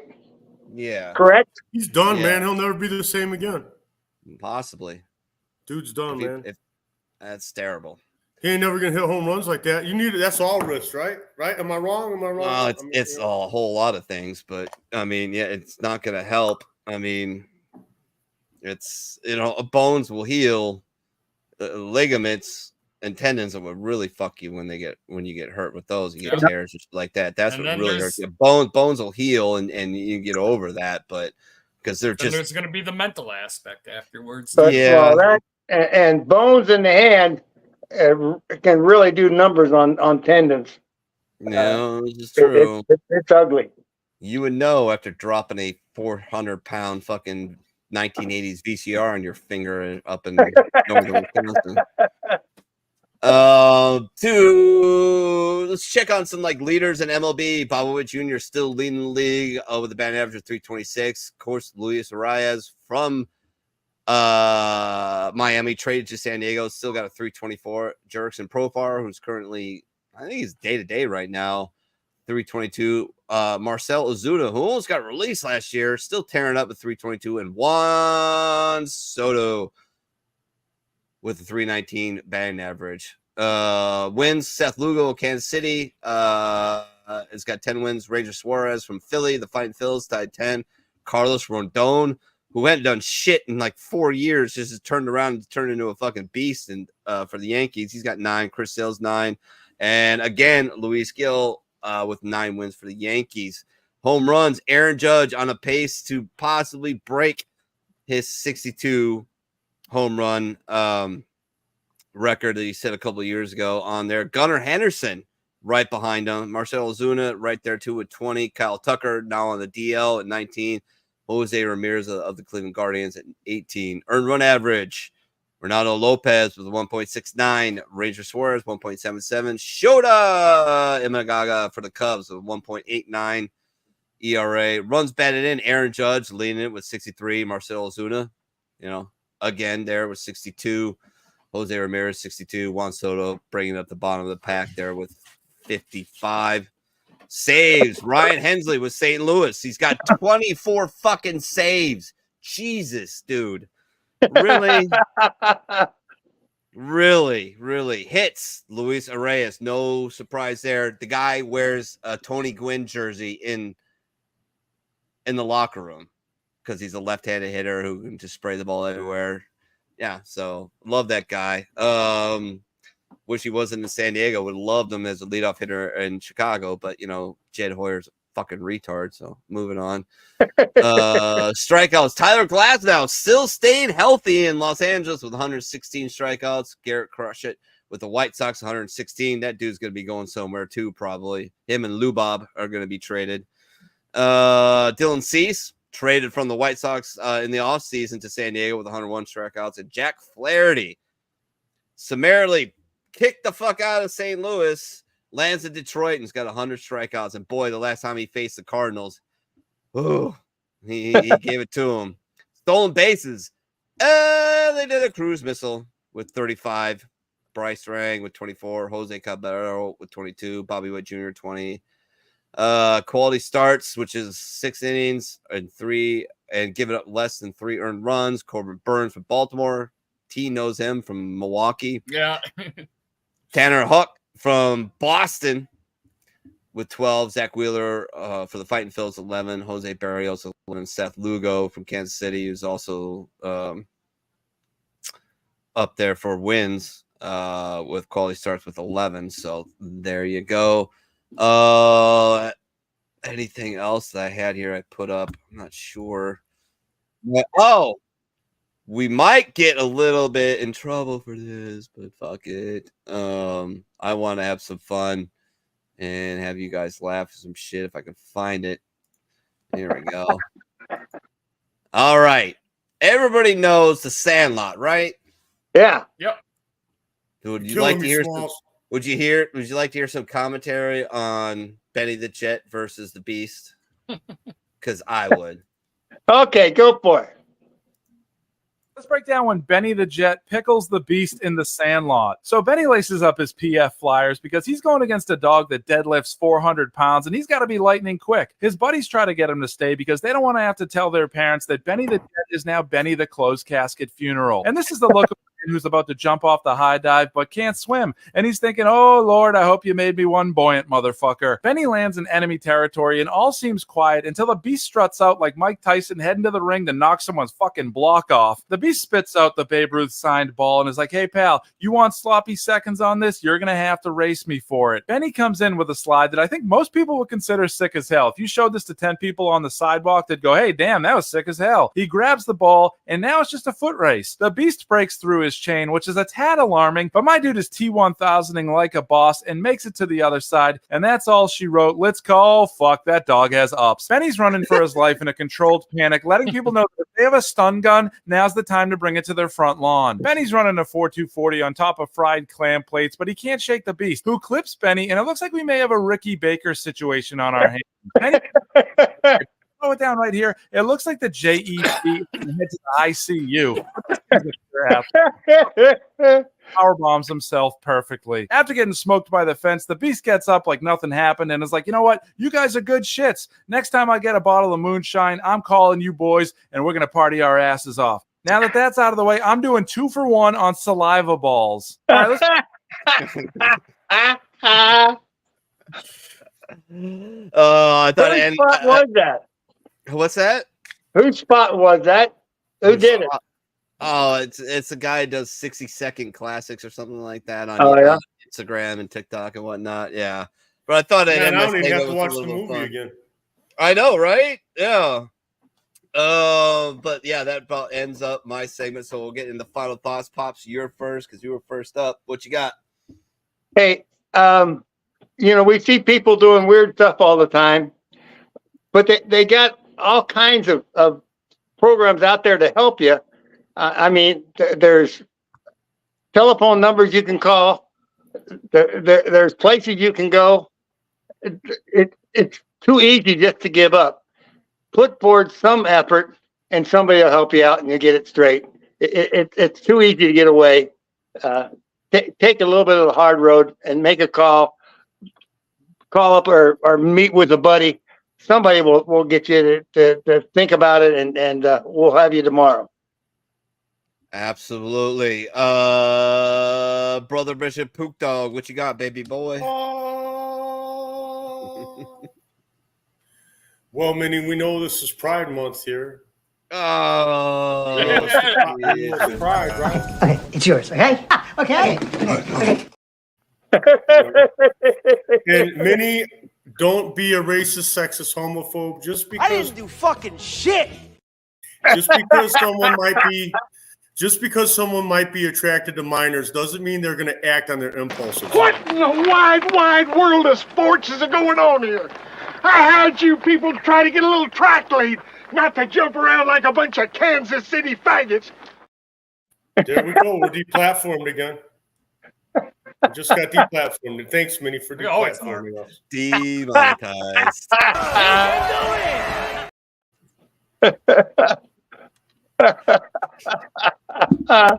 Oh my. Don't be a racist, sexist, homophobe, and love everybody. Hugs and kisses. Hugs and kisses. Hugs and kisses. Oh wow, here we go. I love you, Poop. You're my boy, Blue. All right, what do you got? All right. Well, we didn't get to it. Chris Benoit had it in the chat, but I was actually thinking of a different one that he has up here. Oh, that's fine. Go for it.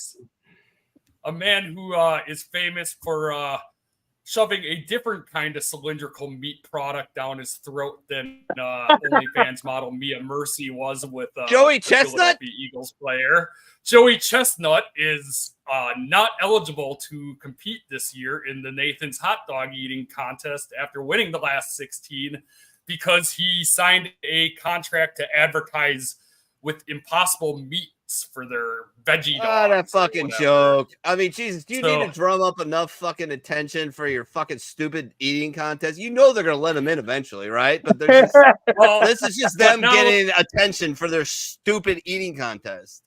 But now to follow up, Kobayashi is coming out of retirement, and there's going to be a man versus man hot dog eating contest between Joey Chestnut and Kobayashi on Netflix later this year. All right. So What is Netflix? apparently What is going on with Netflix and them like, hey, we're gonna do sports? What? Eating, I guess, kind of a sport. I can't eat as much as those guys, so yeah, I guess. Although after we're done here, I am throwing 5 pounds of tomahawk ribeyes on the grill. So fuck off! God, you just add the fucking steaks and shit like it's that. Father's Day, man. Tomahawk ribeyes, fucking dick. I love you. I've never had them before, so. Oh, really? Oh, man. Well, you're going to love it. Remember. Yeah, I know. 5 minutes just to get the grill marks. Remember? Fucking Letterkenny, and then throw it off. Salt and pepper. Salt and pepper. That's it. Grill marks. That's all you want. Yeah. What else did I have? Damn it. Oh, yeah. And if you're running away from Palm Springs and Palm Desert because they're on fire, don't let your wife look back because she might turn into a pillar of salt. Oh my! Am I missing something? Yeah, because we were talking Sodom and Gomorrah. Gotcha. The lady looked back and turned into a pillar of salt because it got burned to the ground. Yeah. Gay guys were trying to hook up with the angel.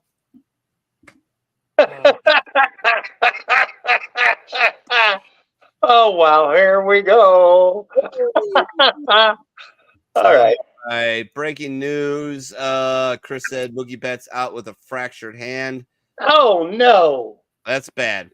Yes, That's bad. I don't know what is fractured.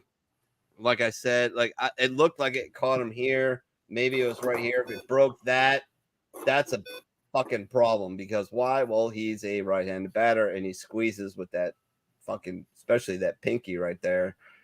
Yeah, that could be a maybe not back until September kind of issue. So that sucks because sucks for Dodgers, sucks for me because he's one of my most productive fantasy guys. So there goes another year of fantasy baseball. Yay.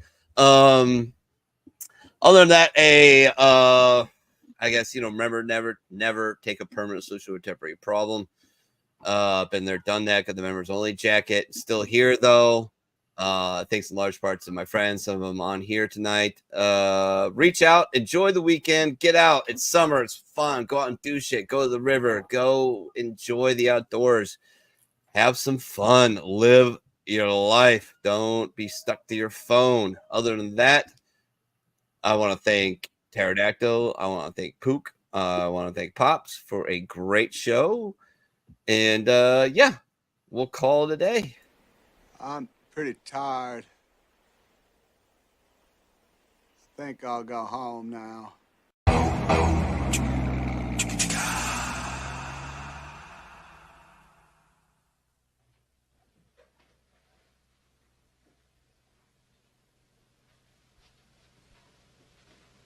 You're still here? It's over. Go home.